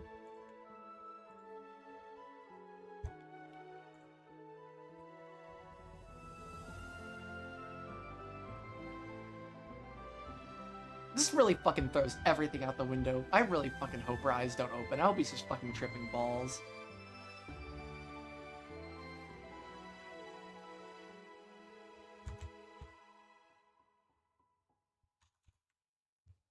Then those eyelids slowly opened. Shannon's eyes were there, but they were still wrapped in the fog of the land of the dead. However, the human world's warmth, no, her lover's warmth, which had called back her soul, slowly dissolved that fog, and her eyes gradually regained their sparkle. Then her eyes moved and recognized George. George-san. What the fuck? Please, what the fuck is going on? Her lips shook weakly. Shannon definitely said that. The words were very faint, so much so they wouldn't have reached his ears. However, George clearly heard them. He had heard the person he cared for, his fiancée, the one he loved most and who should have been dead, call his name once again. Shannon! Shannon! Umineko never ceases to confuse. Yeah, I'm really, really fucking confused because I really don't know I can't even begin to fathom the implications of this shit. know who I am. George-san, is this a dream? No, this isn't a dream. Come on, see here. Even if I pinch you, you won't wake up. As George said that, he softly pinched Shannon's cheek. It was how George always responded in the past when Shannon had been surprised by something and asked if she was dreaming. When Shannon felt the warm touch of George's finger on her cheek, and when George realized the warmth of the living had already returned to his beloved person's cheek, they both cried. What the fuck is this? What words should a pair of lovers separated by death celebrate when they are united? The words of the human world are not enough. In short, they had no need of the words of this world. George simply hugged Shannon, who was sitting up without talking. Shannon's strength was still feeble, and putting her arms around George's back took all she had. So George hugged her tightly to make up for that. This is bullshit. This isn't real. This is just fucking Beatrice laughing at us. Beatrice thinks this is fucking funny. Beatrice is doing this just to be nice to me because I like Shannon so much as a character. She's like throwing a bone my way. Like, here, have her back.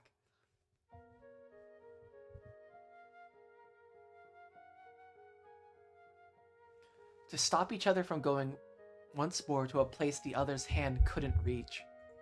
They hugged each other so tightly and yet so gently. As Shannon's fingers curled around George's back, on her ring finger, Wait, which ring? Is it? Did he say yes? Did she say yes? On her ring finger, the engagement ring George had definitely shone. That strong glint certainly wasn't just the sparkle of diamond. There definitely was a magical power that only the two lovers could possibly feel.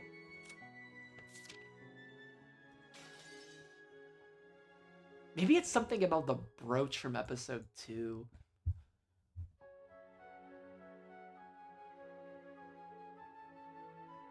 It was because of that strong light existed that they've been able to find her casket in the land of the dead. Beato understood. That ring, no. The feelings of the pair embodied in that ring were a miracle made real. In that moment, George definitely used magic.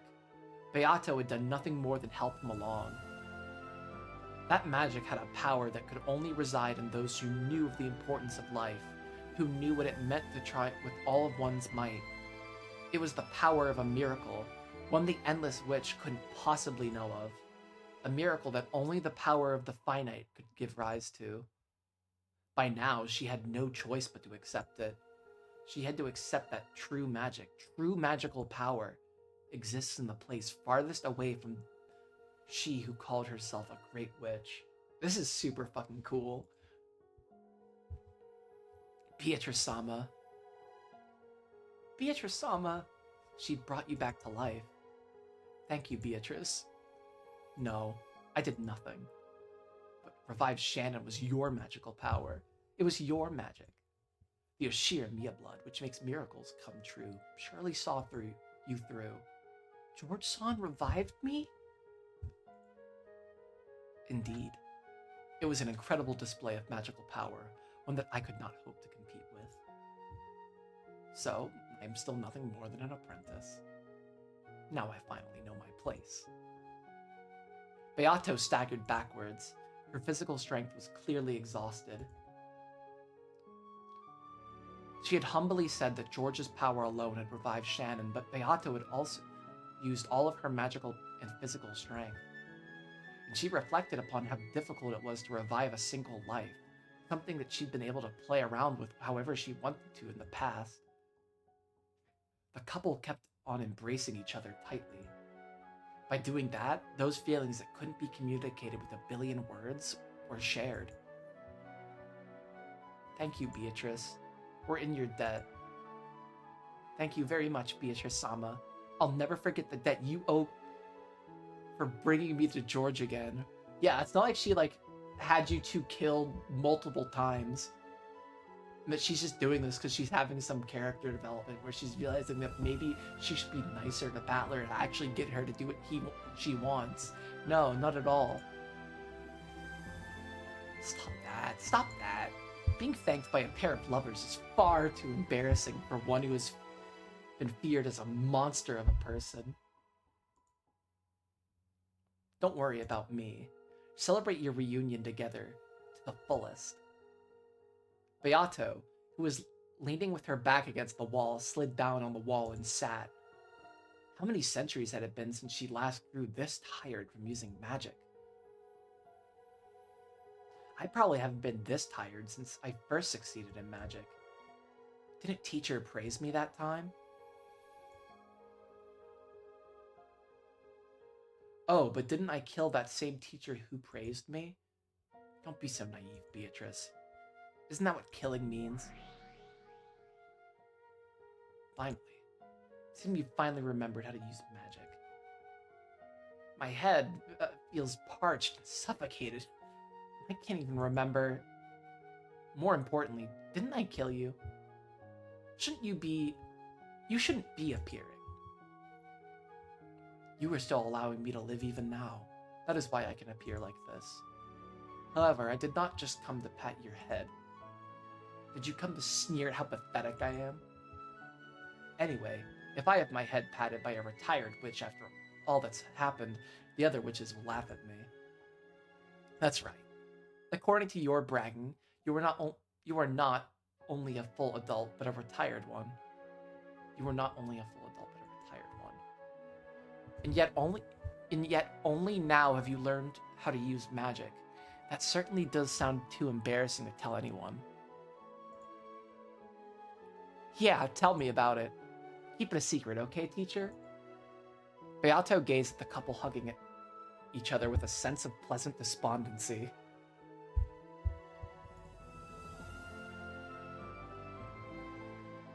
Love, is it?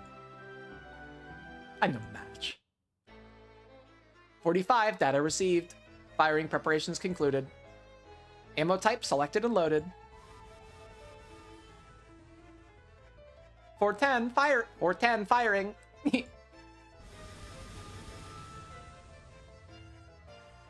I'm so fucking pissed. There's no fucking way. But this keeps all my shit together, so it's fine.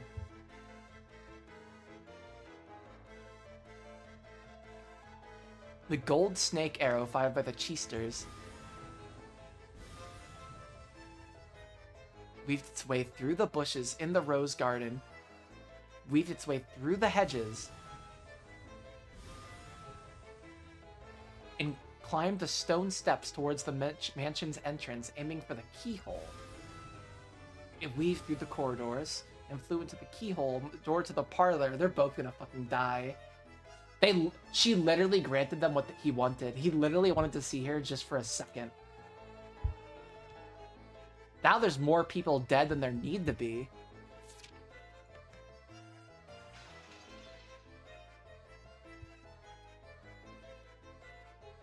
What does that mean?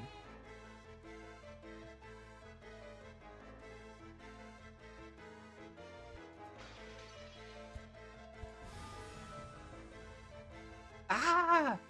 It happened in an instant. One could hardly blame Beato, who was completely worn out from her not noticing it beforehand.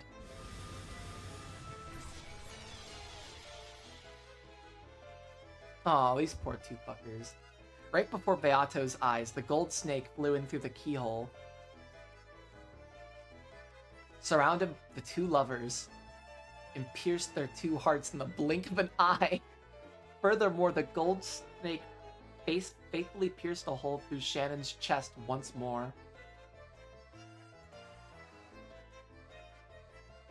The two hearts were pierced by that gold snake.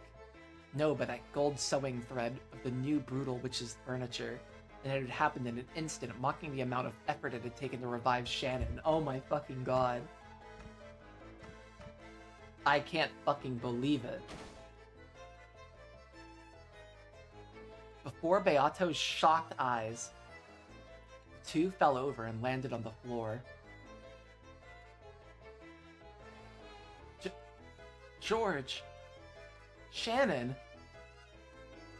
Thank you, Beatrice, for letting us meet, even for just a short while. Thank you.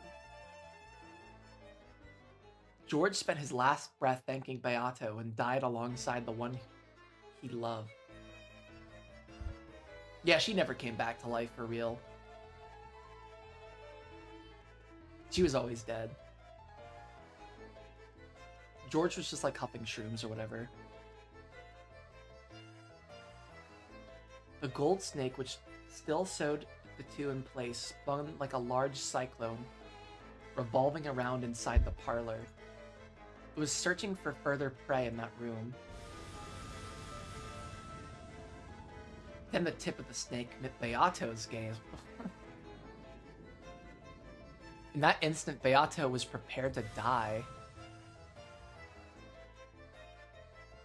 At that moment, Virgilia stood in front of her, the fingers of both her hands drawing a seal. Instantly, gold-colored gold leaf buried inside of the inside of the parlor. Like, there's just little writing things like this that need to be changed. Gold-colored gold leaf. It just should be gold-colored leaf, or gold-colored leaf. Not gold-colored gold leaf. This is like a translation thing.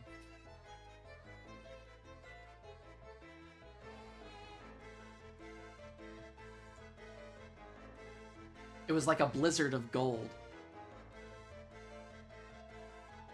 Beato, run while you can. No one can escape from the Cheester sisters' bow. Golden bow. 410, target lost. Yeah. It's a magical chaff. 45, roger that. Modifying search algorithm. Switching to anti-personnel image-based tracking. Target lock reacquired. Data linked to 410. 410, data received. Too slow, predecessor Sama. Coming. Impact.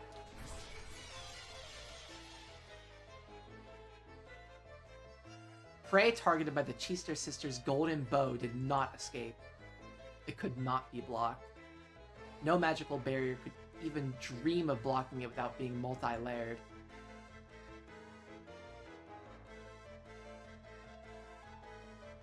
The gap opened during that instant of confusion caused by Virgilia's deception magic was Beato's only chance to escape.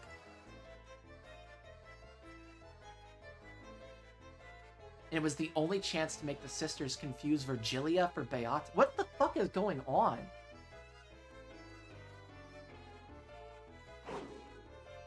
As Virgilia spread her arms wide, blocking the way to her beloved disciple, the gold snake pierced through her heart.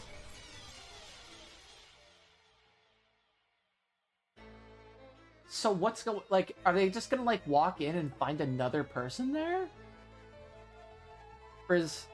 How's this gonna all play out? After sneaking in through the keyhole, the snake shot through George, Shannon, and then Virgilia in an instant.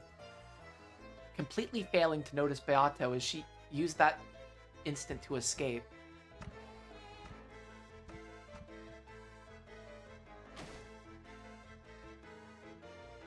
As soon as Virgilia saw that Beato had gotten in the way, she died.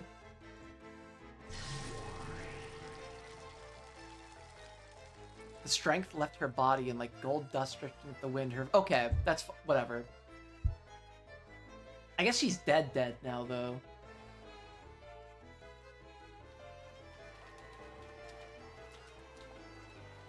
Beato completely erased all traces of her magical power, became gold butterflies, and passed through the wall, escaping to the wind and rain outside. Damn it! Damn it! You bitch! You bitch! Beato felt regret from the bottom of her heart. Why? Because she had been attacked by the new witch? Probably not. Of course she hated losing her teacher. And even more importantly, Beato was enraged at the barbarism that had boorishly stolen away the reunion between two lovers. That's a really good sentence. Beato had poured out almost all of her magical power to reunite them, even though the result had been a miracle. The time it took to steal that away had been so ridiculously short.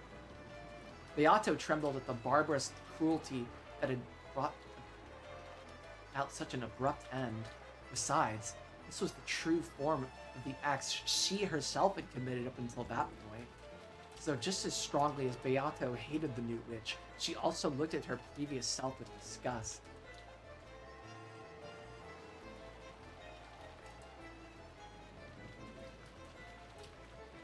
But now she had to escape. If she was targeted next, she would probably lose her life. To think that a chess player had descended, thinking they were like a god, only to be attacked by the pieces. That's a cool allegory. 45, impact confirmed, target scattered. Without a doubt, we crushed the predecessor Sama. Looks like our pile of kill medals is gonna get bigger again, yeah? What about that loving couple? What was that about loving couples? You get to enjoy tearing them the two apart by death, reuniting them, and then tearing them apart again, right? And along with that, I get to say goodbye to that damn fussy old hag. Ronove, you don't have any complaints, right? I do not. Sama. That person interfered with the ceremony of the witch's epitaph, you see. She revived a sacrifice from the first twilight without permission, obstructing my ceremony. She got no right at all to complain. But it sucks that she didn't leave a corpse behind. And I thought I'd be able to torture that old hag to death over and over again, endlessly.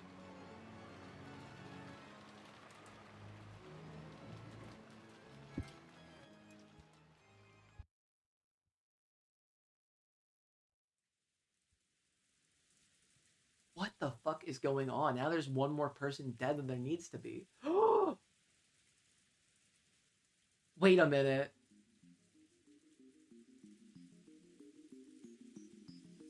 One of them wasn't dead earlier. That's why there was another person killed just right now.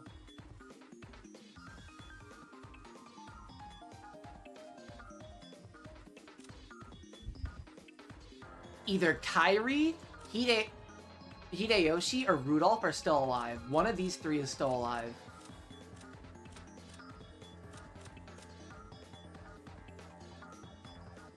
There isn't one more dead than there needs to be. George is dead now. So who's alive?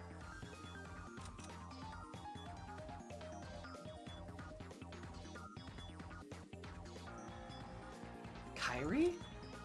I guess it would be Kairi.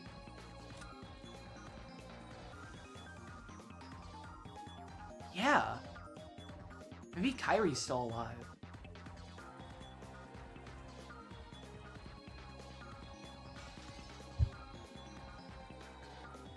George did?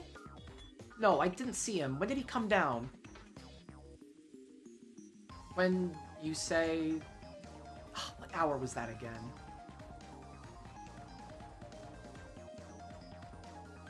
I think it was probably around 4 or 5. At the very least, it was more than an hour ago. I got sleepy and probably dozed off after that. But I think it's probably like Jessica says. About 1 or 2 hours ago? About 1 or 2 hours ago. I also remember something from around that time. I was asked if I wanted more coffee. Something hard to believe had happened. Apparently, when Aunt Ava had left for a second to wash her hands, Uncle Kraus and Aunt Natsui had disappeared. There's no way they went hiding somewhere.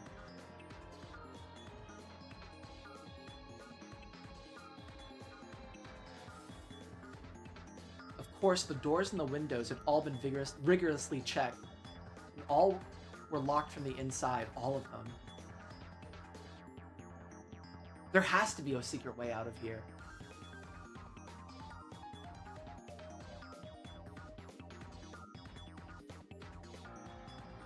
Not one of them was broken. And that wasn't just true for the first floor, the second floor was the same. Again, all the doors and windows had locks built in a way that made it impossible to lock them from the outside.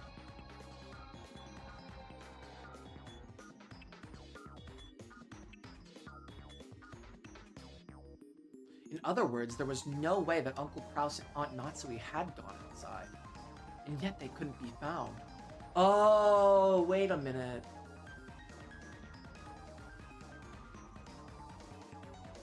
Nah, I actually don't really understand that. Furthermore, they weren't the only ones who had disappeared, so had George Aniki of all people. George Aniki had left saying he was going to get more coffee, and had gone downstairs more than an hour earlier. We'd assumed that he was having a conversation with Aunt Ava and the rest, but Aunt Ava, who had been in the lobby the whole time, had said no one had come down. Since all the doors and windows were locked from the inside, it was unthinkable they had gone outside. However, 3 humans had evaporated from this barricaded guest house, which had become a perfect closed room. In a situation like this, we couldn't imagine that this was because they were playing hide and seek and were trying to scare us with a prank. I fucking hope not. It was probably reasonable to assume they had been caught up in this crime. When Aunt Ava had learned that her only son was missing, she had gone half insane, running from room to room yelling his name. And Jessica, who had suddenly lost both her parents, had chased after her. Cries of George, George, and Mom, Dad had been continued to echo through the guest house for some time. What the fuck is going on? I think George said something about wanting to see Shannon's dead face.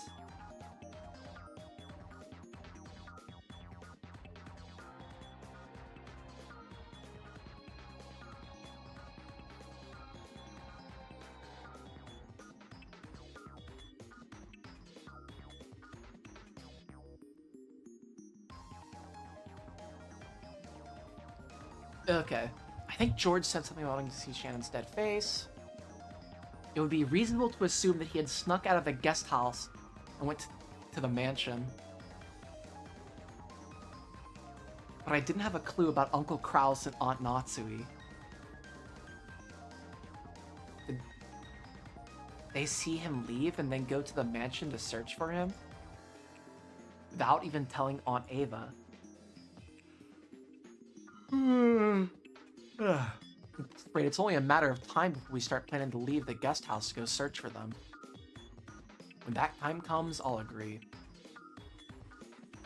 We thought staying holed up in the guest house would be safe, which is why our big, happy group of 12 people locked themselves up here this morning, and then they all fucking dropped the ball, one after the other, to get food or some bullshit, or to go, like, try to revive your dead child bride, or... Well, not actually... The story told us that Kraus and Natsui were actually dragged out.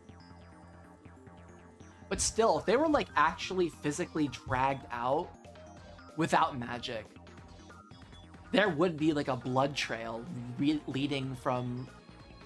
Or there would be, like, forensic evidence. Like, even a novice could see that. So whoever did it might have lured them out. Like, through a secret passageway or something.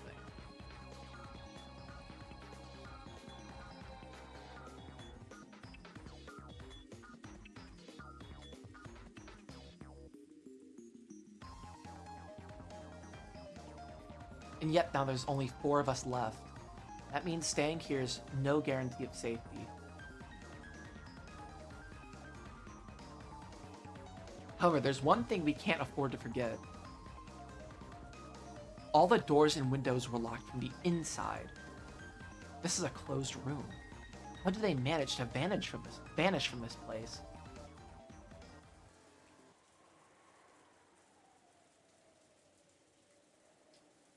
We searched around thoroughly. However, we couldn't find any traces of something hiding. The three of them had almost certainly been taken outside the guest house. I wonder how it was done. I don't think there might be something like a hidden door. A hidden door?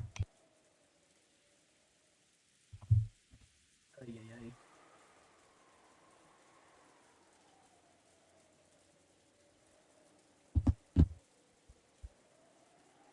The doors and the windows were built in a way that makes them impossible to lock from the outside. Why do they know this? Well, I guess you could just look out in the window and see that. Never mind, that's fucking bullshit from me. Even using a fish line would probably be impossible with the way they're constructed.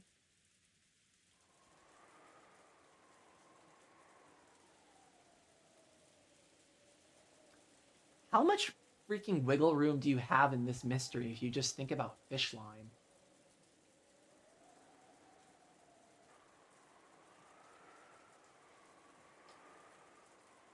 So it may be reasonable to assume that they've left via something other than a door or a window.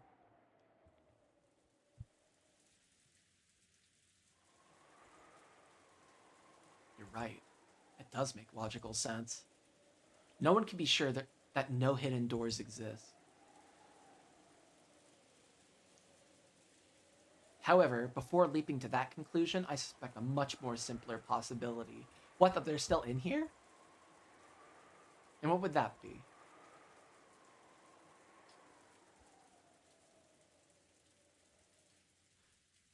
For some time, Battler had been opening windows, opening shutters, and checking outside, repeating this for each window. This window's pretty quiet.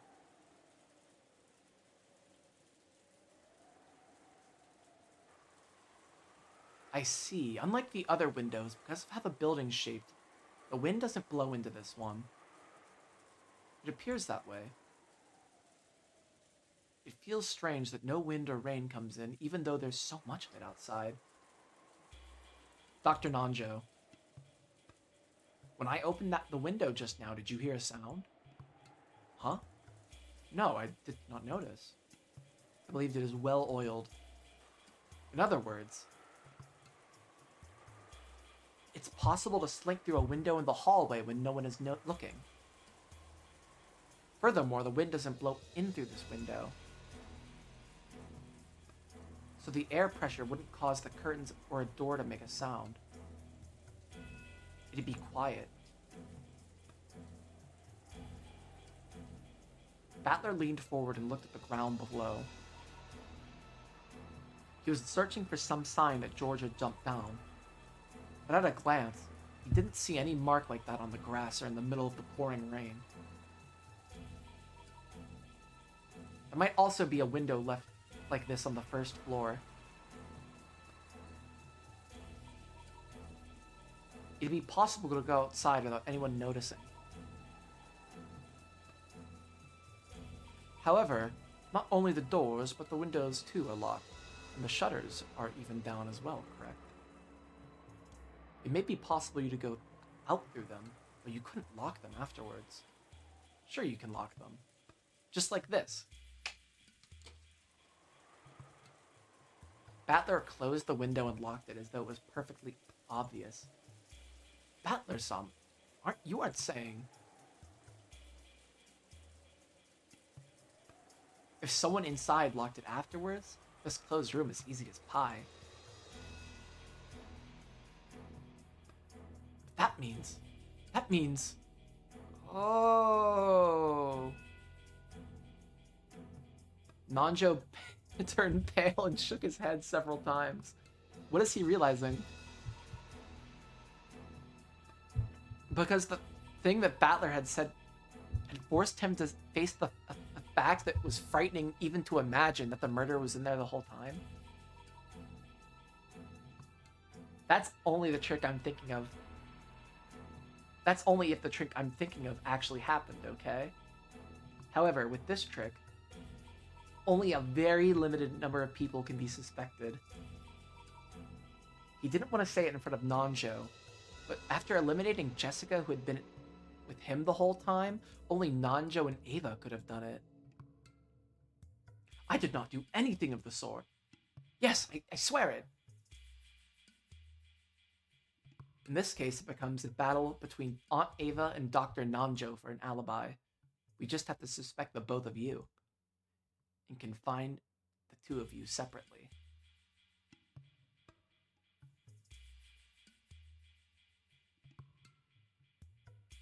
To say it the other way around, the more survivors there are, the more effective this trick might be. But since our numbers have shrunk so much, it isn't effective at all. No, on the contrary, there'd be a chance of having your own neck strangled by using it.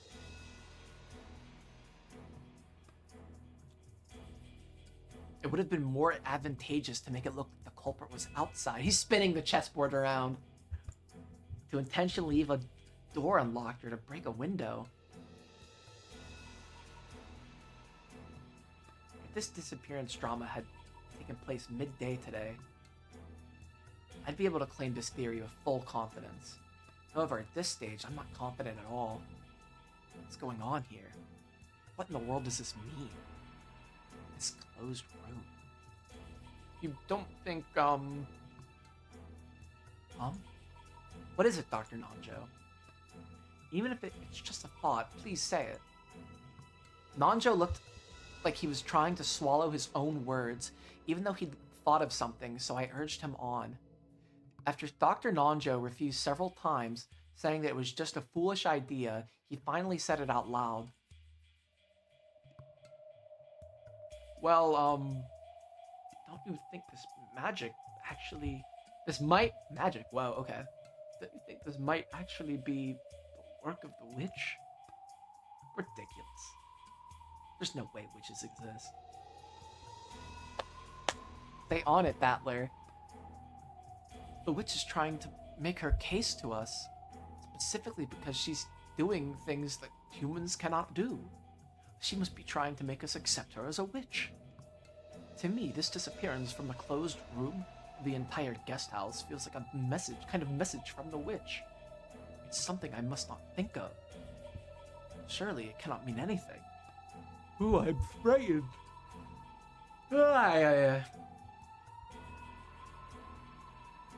As Dr. Nanjo shook with fear, it looked like he was trying to erase the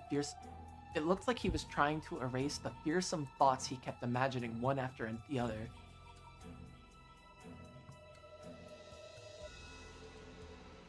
I need like a 5-minute break. It's been 2 hours and I haven't taken a break, so give me like 5 minutes and I'll be back.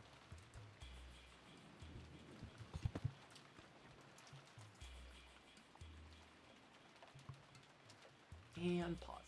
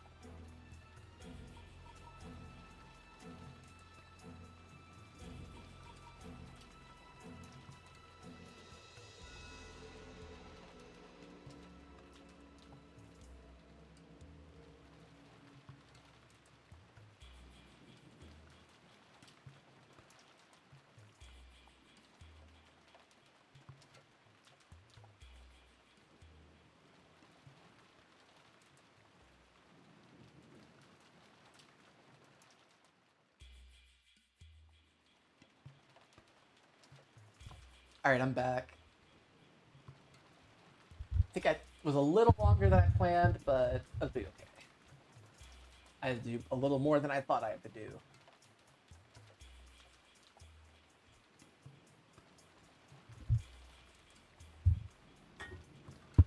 Like, I had to get water and everything. It was a whole fest.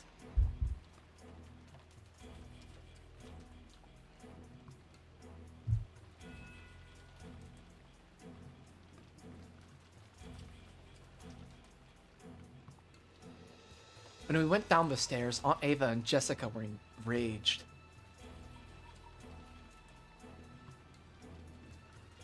And were each persistent in their desire to leave this place and search for their respective families.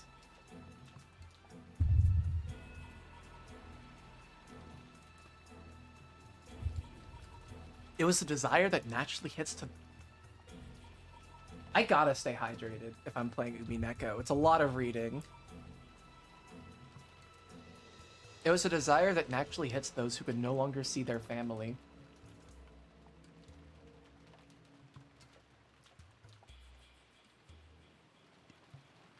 Aunt Ava told Dr. Namjo and me to stay here, but I shook my head and started walking.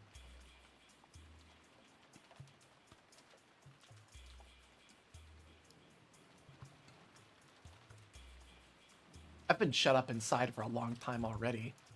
I started wanting to breathe some outside air. Yeah, we're going. If we're going, let's go quickly.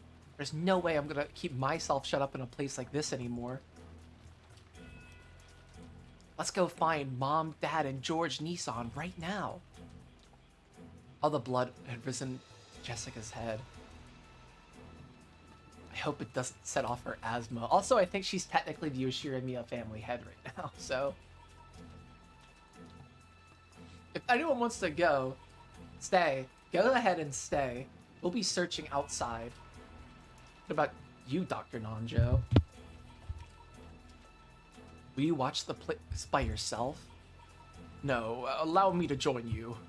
Rather than holding up alone in a guest house whose security was by no means guaranteed, it would be better to enter a dangerous zone as a group of 4 people.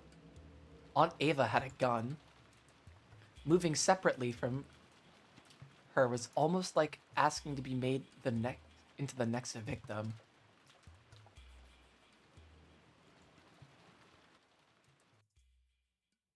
And the killer took the guns. Or hid them.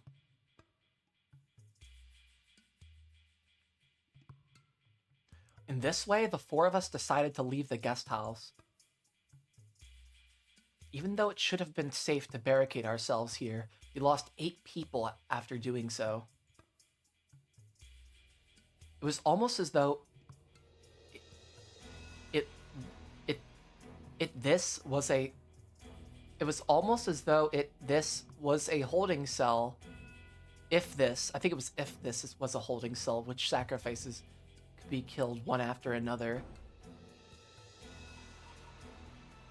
We removed the chain, unlocked the front door, and opened it. It was already pitch black. While there were some lights outside that dimly lit pathway, they didn't have enough power to pierce the darkness that some suspicious person might be hiding in. I'm going.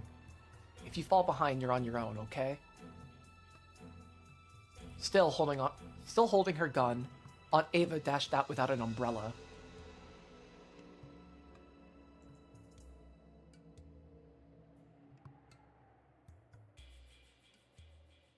Still holding her gun up. Okay, dashed out without an umbrella. Jessica followed after her.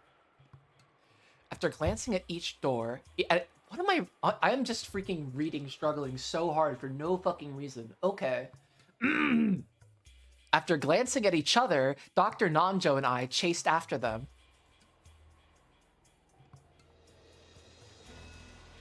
What in the world is happening in this mansion?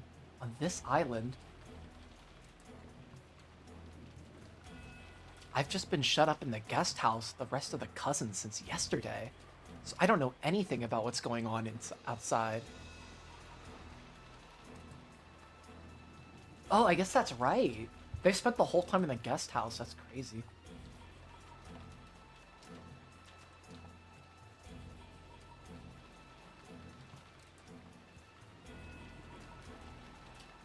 It's a lot of reading. There's gonna be mistakes. Especially from me. Just what is happening that I don't know about? Outside this room, in the mansion, on this island, everything is happening. Everything is proceeding. And everything is ending without my knowing it. Somewhere in my heart, I've already started giving up.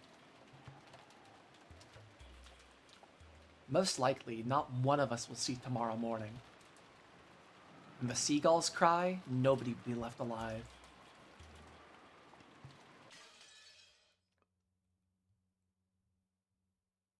Ooh.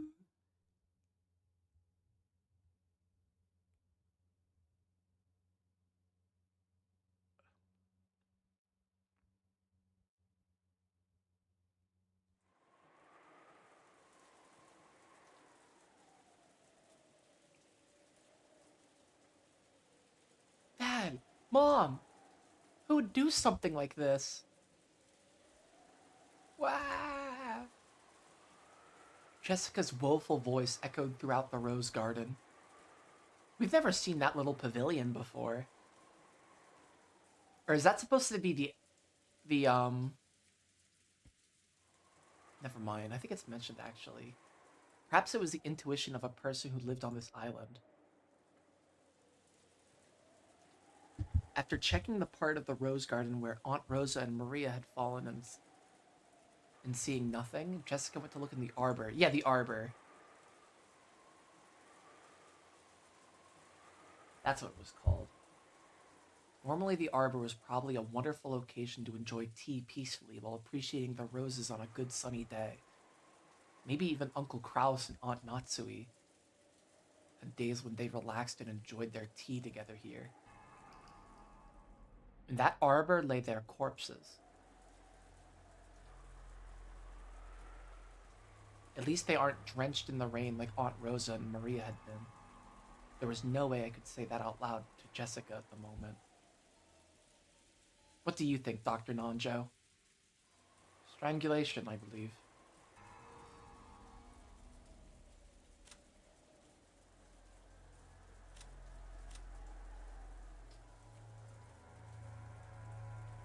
Was she decapitated?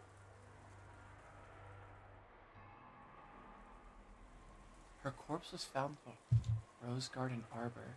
The cause of her death is assumed to be strangling with a rope-like object. A snake-shaped weapon was sticking out of her cap. Why do I even follow the epitaph in the first place? Is this some kind of game?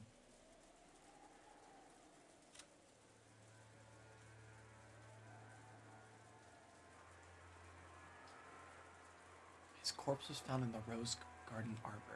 The cause of his death is assumed to be strangulation with a rope-like object. A stake-shaped weapon was sticking out of his thigh.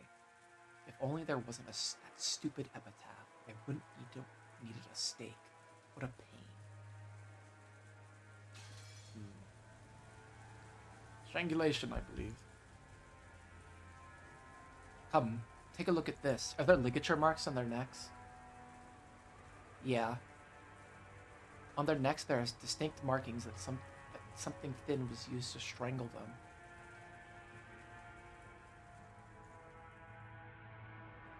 Right. I doubt those things were the primary cause for their deaths. How can I make this a Disco Elysium reference?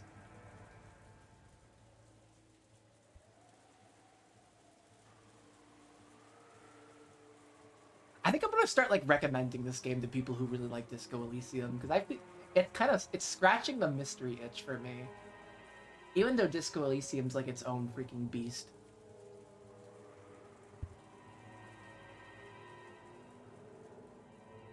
Right there lay two stake-like weapons decorated with an occult design, which had been found driven into Uncle Kraus's thigh area and near Aunt Natsui's calf. When we found these sticking out of my parents' forehead and chest, we decided to preserve the crime scene and leave them for the police. But Jessica didn't care about such matters and immediately pulled the stakes out of their parents' forsaken bodies. Her parents' forsaken bodies. By now, bodies gouged in the head, chest, stomach, knee, and leg have been found. Damn it, damn it, damn it! I'll kill that murderer. Kill him. That was the weirdest scream I've done all fucking time. With this, the 8th Twilight has been completed. Is this going to be the... Is this going to continue on to the 9th Twilight? The witch shall be revived and none shall be left alive. Bring it on. The witch revives. That means the culprit is going to make his grand appearance, right? No one's going to be left alive. Bullshit. I'll kill him. I'll definitely kill the culprit who killed Dad and Mom with my own hands. Jessica let her emotions flow out as she howled furiously. To avoid being crushed by grief, she could do nothing but resist with anger. Resist it with anger. We still haven't found George. Jessica, you children had better stay here. I'll go into the mansion. Ava-san, we mustn't split up. It's dangerous if we do not all stick together. There's nothing we can do for Nissan or his wife. But George may be still alive somewhere. I have no time to waste here. As Aunt Ava screamed this, Jessica glared at her. Ava had no more time to bother about the dead. She was more concerned for the safety of her only son, who had yet to be seen. Jessica-chan, you should probably stay by your father and mother's side. I'll make a short trip to the mansion. Batlakun and Dr. Nanjo, you could stay here as well. Yeah, but there's only one gun between the four of you. After arbitrarily saying this, Aunt Ava rushed out of the arbor. They're just like hanging out with her parents' corpses. Like, I called out to stop her, but there was no way she would listen. However, being alone in this situation meant nothing short of death. If we silently watched her leave, it would be the same as letting her die. Since Aunt Ava was unwilling to stop, we had no choice but to follow her. And while it may have be cruel to say so, Uncle Kraus and Aunt Natsui were already dead, so there was nothing more we could do for them. In the end, we had no choice but to console Jessica and head for the mansion together. Poor Jessica, I really like her. Fortunately, Jessica stood up. Perhaps she had been able to break free from her grief, but what had surfaced in its place was an expression like a demon's. Kill that person with my own hands. I'll definitely avenge them. Let's go, Battler. If we find the culprit, don't get in my way. I'm definitely gonna kill him. Got my own parents to avenge. Sorry, but this is first come, first serve. Yeah, that's right. Let's kill them. At my words, Jessica finally seemed to feel like we sympathized with her emotions. She still had that dark expression, but I felt that Jessica had regained some of her sanity. We took off, chasing after Aunt Ava, through the rose garden, up the stone steps, running at full speed towards the mansion, whose large, intimidating shadow flushed the lightning. It flashed? Flashed in the lightning. Fuck, I'm getting close to... I feel like I'm getting close to finishing episode 3.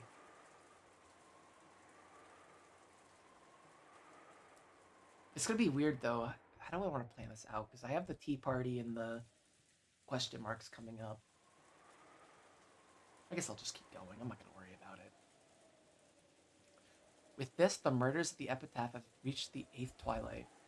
And then on the 9th twilight, the witch shall revive, and none shall be left alive. I will most likely lose my life. But at the very least, I want to burn the truth into my eyes. It's the only thing motivating me to move right now.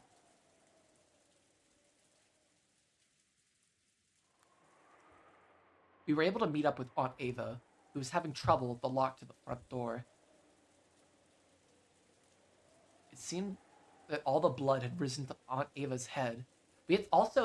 We must remember that the parlors can still be accessed through the window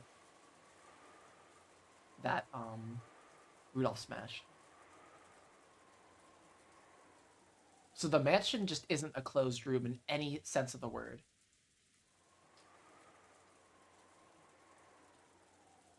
There's like 2 to 5 hours left of episode 3, excluding the tea parties. Putting on your pace. Yeah, I think it'll. I'm not too worried about the pacing right now.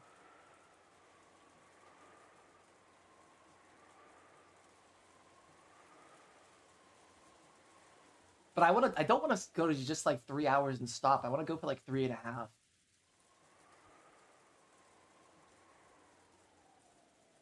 Oh well, I'll just keep going. I'm having fun. It seems that all the blood had risen to Aunt Ava's head. That was probably making her fingers clumsy. It looks like she couldn't even handle the simple task of inserting the key into the lock. Then there was a faint sound. The sound of the door unlocking. Just as though it had waited for all the survivors to unite before opening. It felt to me as though the malicious mansion was trying to swallow up all the remaining humans at once.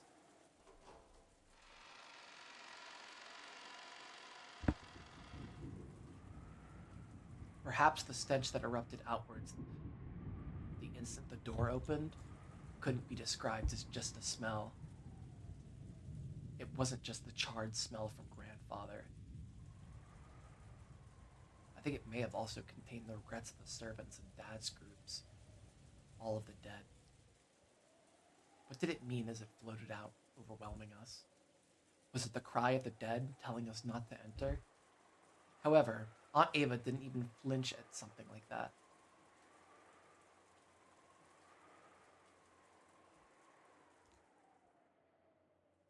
We had to chase after her. And we who had to chase after her were forced to step into the mansion, even after receiving that message. George? George! If you can hear me, answer! George! Aunt Ava shouted at the top of her lungs.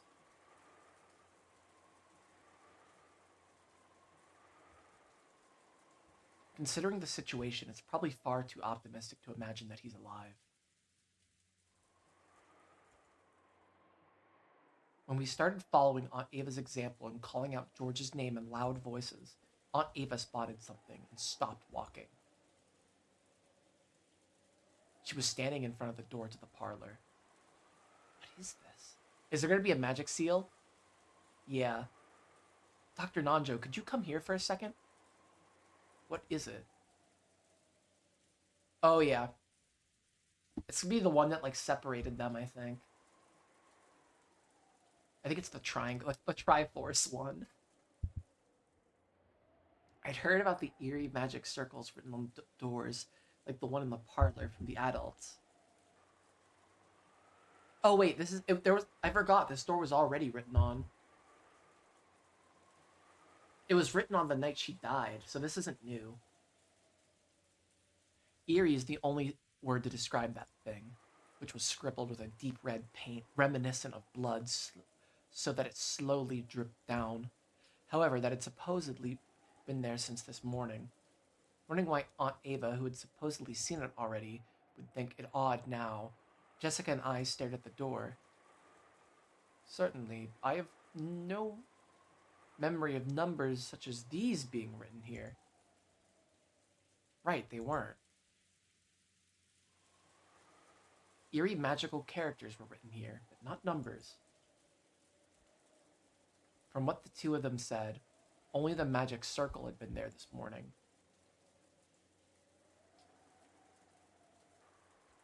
However, right now, there were 8 digits written near the upper part of the magic circle.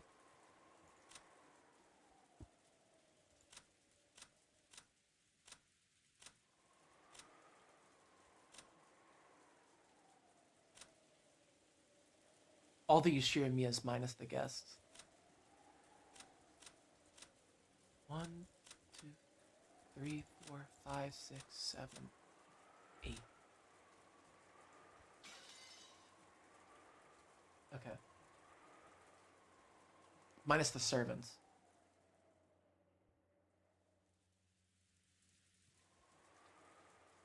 8 plus 6 equals 14. Part of the circle.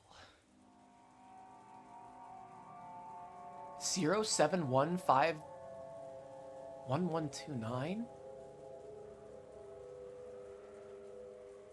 What the fuck does that mean?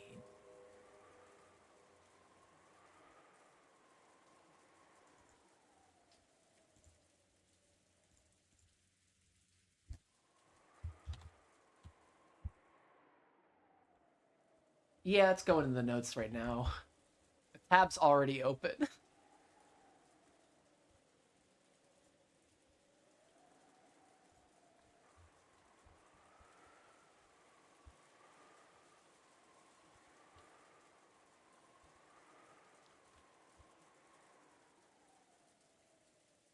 071511129.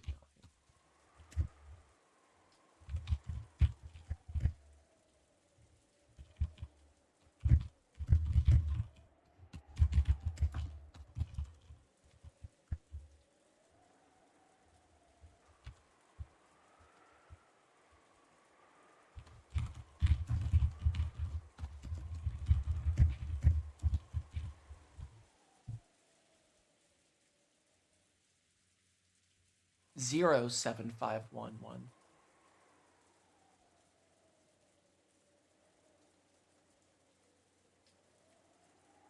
There's repeating numbers. Maybe I shouldn't even try to think about what the numbers mean until I see them talk about it a little more. Is it a code?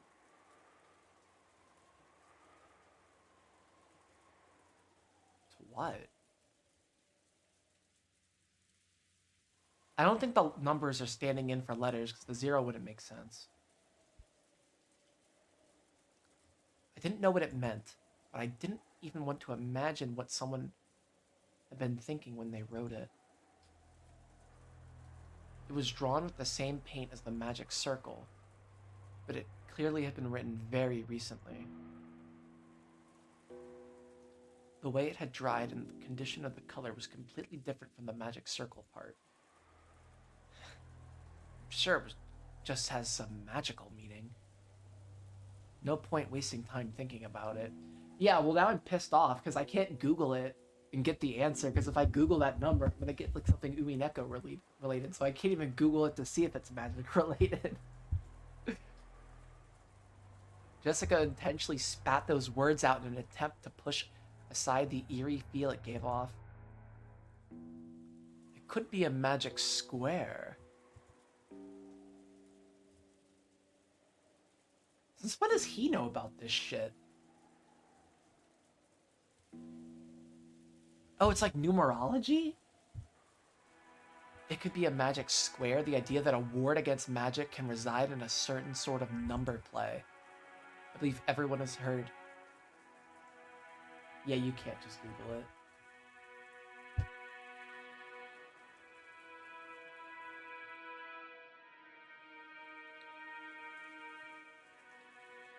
I believe everyone has heard of the one where adding all of the numbers in each row leads to the same sum. Wasn't that group of numbers buried in a rectangle?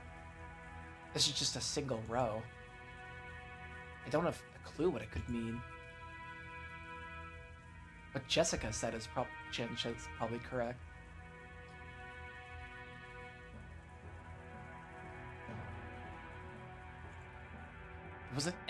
There isn't any point in us wasting time thinking about it.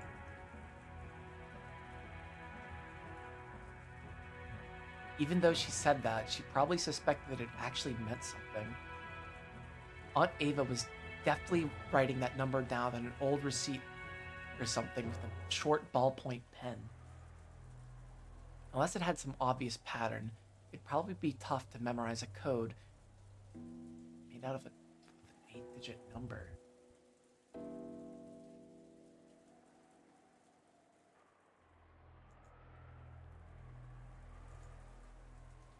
Could this be a date or something? Was it? 07. Well, unless it was July 17th, year 1000. No, no, no, it can't be. Because in Japan, they go day, month, year. They're not like us filthy Americans. Well, I don't know. I don't think there's any Americans right now watching, but. So, no, it's not a date. Unless it's using some calendar I'm not familiar with.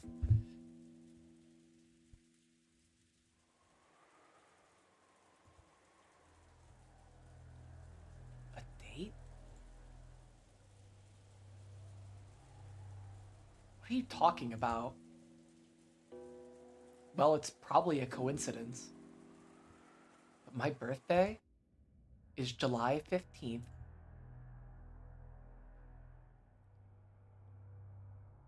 That's cool, Battler. I think that means you're a Leo. Maybe. I don't know zodiacs really. Once I thought 0715 might refer to July 15th, I figured that if 1129 stood for November 29th,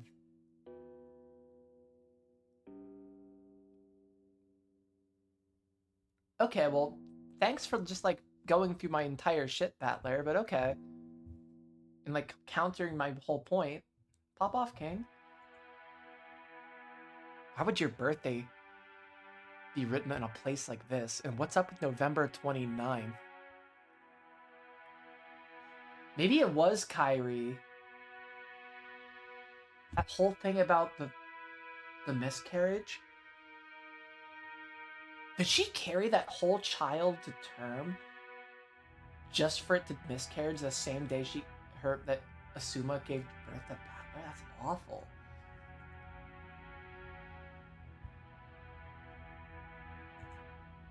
That's what I want to know.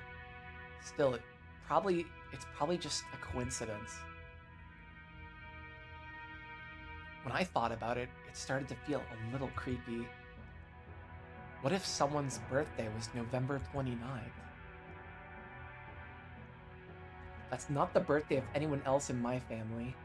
Not Dad or Kairi-san's or Aunt Angie's. Why do I keep going for Ange? I don't get it. And of course, it isn't my mom's either. Nothing comes to mind.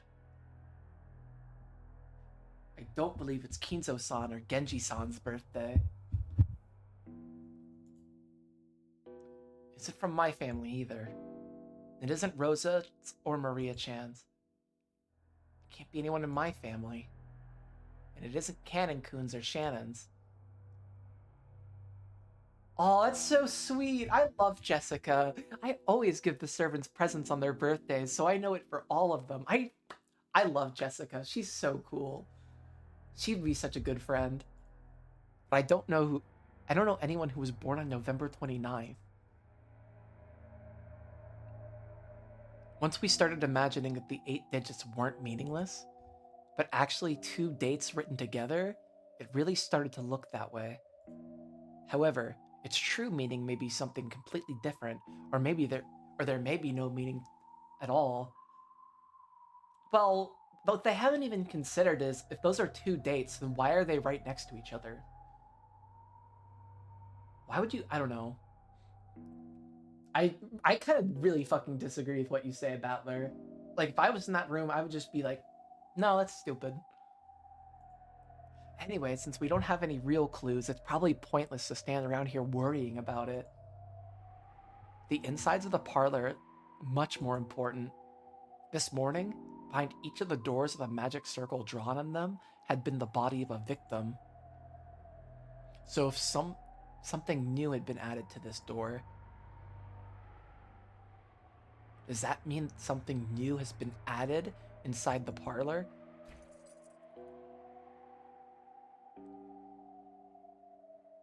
When Aunt Ava tried to open it, she felt the resistance of the lock. She immediately took out a master key and put it in the keyhole.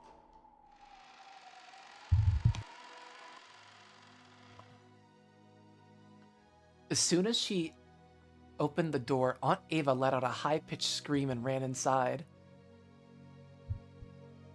That alone was enough to tell us what had happened inside the room. Dr. Nanjo and I looked at each other, and I shook my head slightly as we entered the parlor. George! George! Hang in there! George! Dr. Nanjo, quickly! George Aniki lay there crumpled alongside Shannon Chan's corpse. His chest was stained bright red, and judging by his still opened eyes, I hate to say it, Aunt Ava, but I couldn't pick up any signs of life.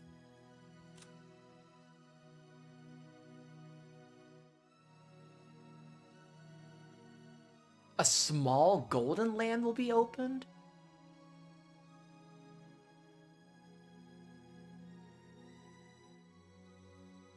What the fuck? In exchange for his soul, the witch gave 8 numbers. His corpse is...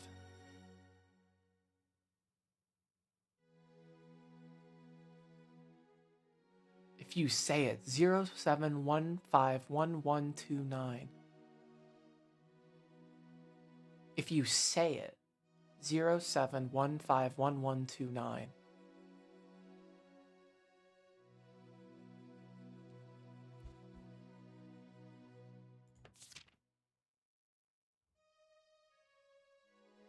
Maybe it has to deal with the lines of the poem. Like 0.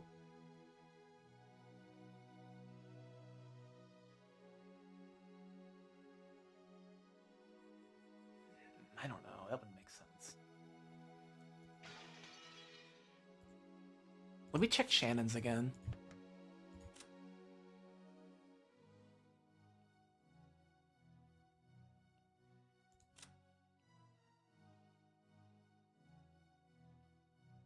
If you say the small golden land will be opened.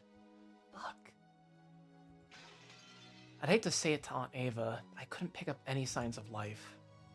After moving to take George's pulse, Dr. Nanjo shook his head and wordlessly reporting that George was dead. Brushing him aside, Aunt Ava again crouched beside George Aniki and started crying at the top of her lungs. With Anaki's death, one thing is certain. The murders hadn't ended on the 8th twilight.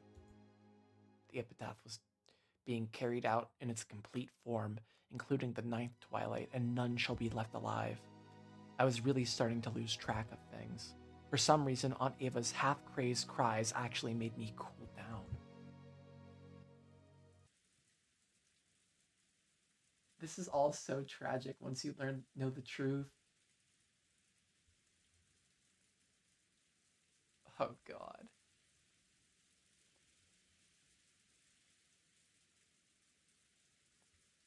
Crestfallen and exhausted, I flopped onto the sofa and plunked my feet on top of the table. Maybe all these murders numbed my heart.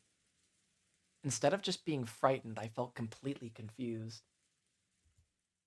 Dad and Kairi-san are dead, and people have been killed off one by one, starting with the servants. And there's been a hell of a lot of them by now. I don't know when the first murder happened, but they might have been killed at a rate of about 1 person per hour by now. That's fucking crazy. We believe the boat will come for us at around 9 o'clock tomorrow. There's still a full 12 hours until then. How many more sacrifices to the witch will there have to be for us to survive? With the 4 of us, if one goes each hour, we won't last any longer than 4 hours. We don't even know if we'll last until midnight tonight. Yesterday, after lunch, we came into this parlor. Just as they started talking about serving some tea Aunt Rosa had bought, we kids decided to take a walk. Maria was jumping around, wasn't she? Didn't Shannon Chan bring us some cookies? She said Kumasawa-san had baked them or something. It would have been hilarious if she baked some mackerel into them, wouldn't she? I don't really think it would be all that funny, but okay.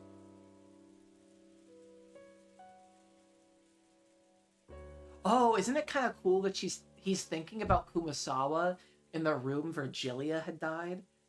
There's still a big unanswered. That is still such a big elephant in the room of this fucking episode. Is what is the importance and what's going on with Kumasawa and Virgilia?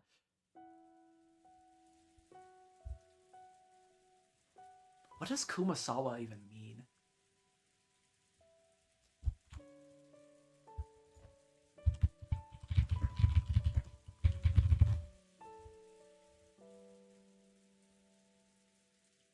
Bear Swamp.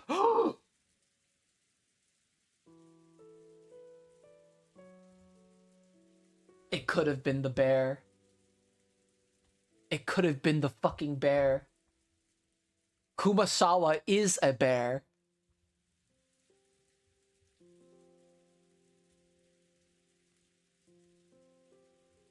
Once again, the bear of Rokkenjima has struck. What the fuck? I'm losing my shit.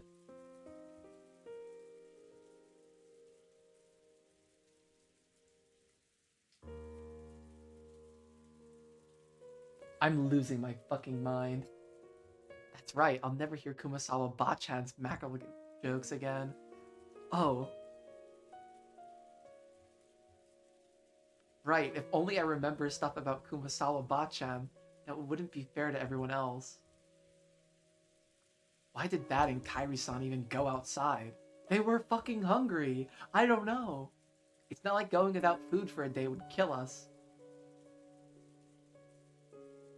So why did Gluttony get a hold of them and make them go out for food?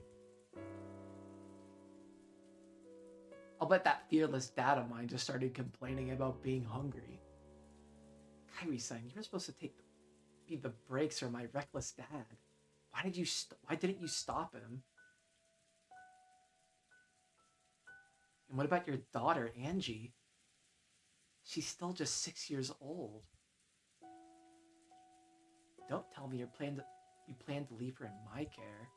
After all, it's doubtful now whether I'll even be able to leave this island alive. Stop it! Why are you fighting at a time like this? Jessica-san, stop! It's been kind of noisy for a while. By the time I looked up to see what it was, Jessica and Aunt Ava suddenly started fighting each other. Now, maybe I shouldn't say that Jessica was grabbing at Aunt Ava. Aunt Ava killed Dad and the rest. There's no other explanation. How foolish. Why should I know anything about what happened to your parents? Who was on the first floor of the guest house? Aunt Ava, Dad, and Mom were in the first floor lobby along with her. And who was left alive? Only Aunt Ava. Why? It's obviously because you're the culprit. You killed Mom and Dad, carried them outside, and shamelessly locked the door, trying to make it seem like it was the witches doing. And why do you think George disappeared?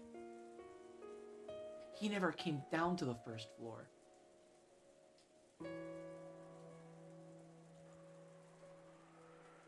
So did he disappear from the second floor? And who was on the second floor? You people were, right? You knew, didn't you? You knew that George had slipped out of the guest house. This is really fucked up. And you brazenly acted as if you didn't know anything. And if you'd stopped George, he'd be... I said stop!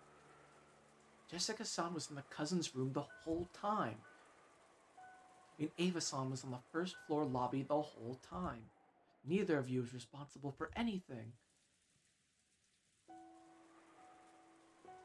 What we have here is simply the sadness of losing family members. The culprit is no one, nowhere. It's all just the witch's fault. So stop hating each other, you two.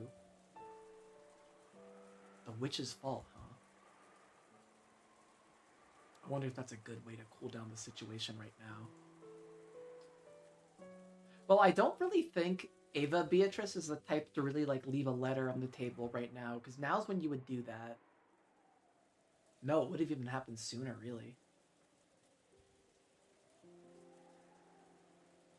Yeah, I finally understand why 3 people evaporated from the guest house. When all the doors and windows were locked from the inside, this is what they were after.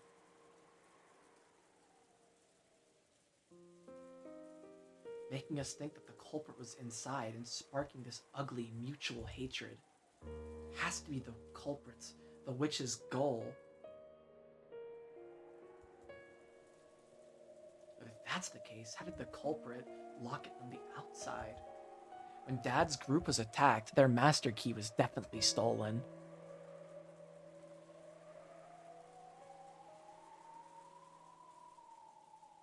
But the doors and windows to the guest house were built so you couldn't lock them from the outside no matter how hard you tried. So that master key should have nothing to do with the guest house closed room. Jessica and Aunt Ava were turning their sadness at losing their blood relatives into anger at the person in front of them. Dr. Nanja was trying to step between them, and I sat in the sofa staring up at the ceiling. This would be such a cool moment in the anime. Like, I can imagine the fucking cinematography with fucking battlers just fucking blankly staring up, just so fucking given up.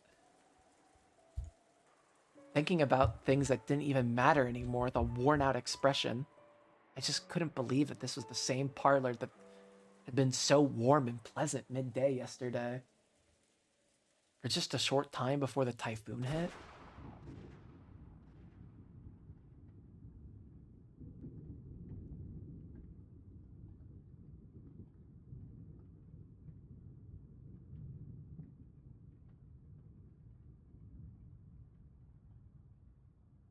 Holy fuck. Oh no. Oh fucking no. Yeah! Counting or not counting gang violence? Ooh-ah! The sudden sound of the gunshot shook me out of my half-asleep trance. Smoke was rising out of the barrel of the gun Aunt Ava held. Jessica had fallen to the floor and was covering both of her eyes. Aunt Ava and Dr. Nanjo were looking down at her in shock. Are you okay, Jessica-san? Jessica-san! Ah! It hurts! It hurts! Ah! It wasn't my fault. This happened because you came after me, even after I told you to stop. Hey, wait a sec, what's going on? So did Jessica grab Aunt Ava, which turned into a scuffle? Did they start fighting over Aunt Ava's gun? Did some kind of impact cause the trigger to be pulled? I didn't know if the bullet had grazed her or she'd been burned by the discharge, but either way, Jessica was covering both of her eyes, screaming, it hurts, and rolling on the floor. Don't worry, calm down. It's not a serious wound, so get a hold of yourself. My eyes hurt. It hurts. I can't see. I can't see. Dr. Nanjo let Jessica borrow his shoulder, saying that he would tend to her in the servant room. The servant room in this mansion had a bed and a first aid kit and was able to function as an infirmary. Damn it! You killed Mom and Dad! I'll kill you! I'll kill you! It wasn't me! It wasn't me! Jessica-san, you'll aggravate the wound, so don't move about. Was she shot in the eye or something? What happened? Did it, like, graze her eye? Jessica continued to curse Aunt Ava as her parents' murderer. It seemed that Aunt Ava couldn't conceal her trembling at the fact that she pulled the trigger, even if it had been an accident. It wasn't my fault. It happened because that kid jumped at me. I didn't kill anyone. More importantly, who killed George? That's right, who killed George? George! George! It isn't my fault. It isn't my fault. Wait a sec, Aunt Ava. Don't go off on your own. I didn't know if it was because Aunt Ava couldn't bear her mistake, or if she'd given up control of her body to anger at the person who had killed her only son. Or it was both of these all mixed together. At any rate, she ran out into the corridor yelling, fearful, and screaming. I was also worried about Jessica's condition, but right then I couldn't leave Aunt Ava alone. Why would she go off on her own in this mansion of all places? Is she suicidal? Dr. Nanjo took Jessica towards the servant room. This is a total clusterfuck.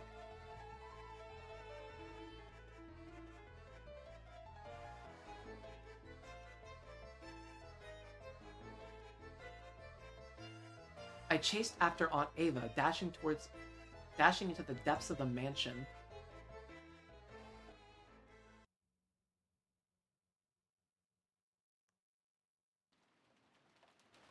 That's where I'm stopping tonight.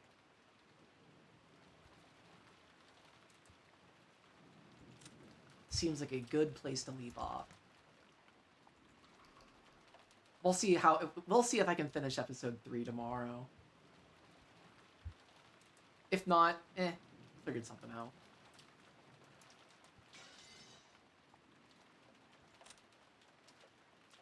Super fun stream as usual. See ya. Thanks, guys. Be back tomorrow.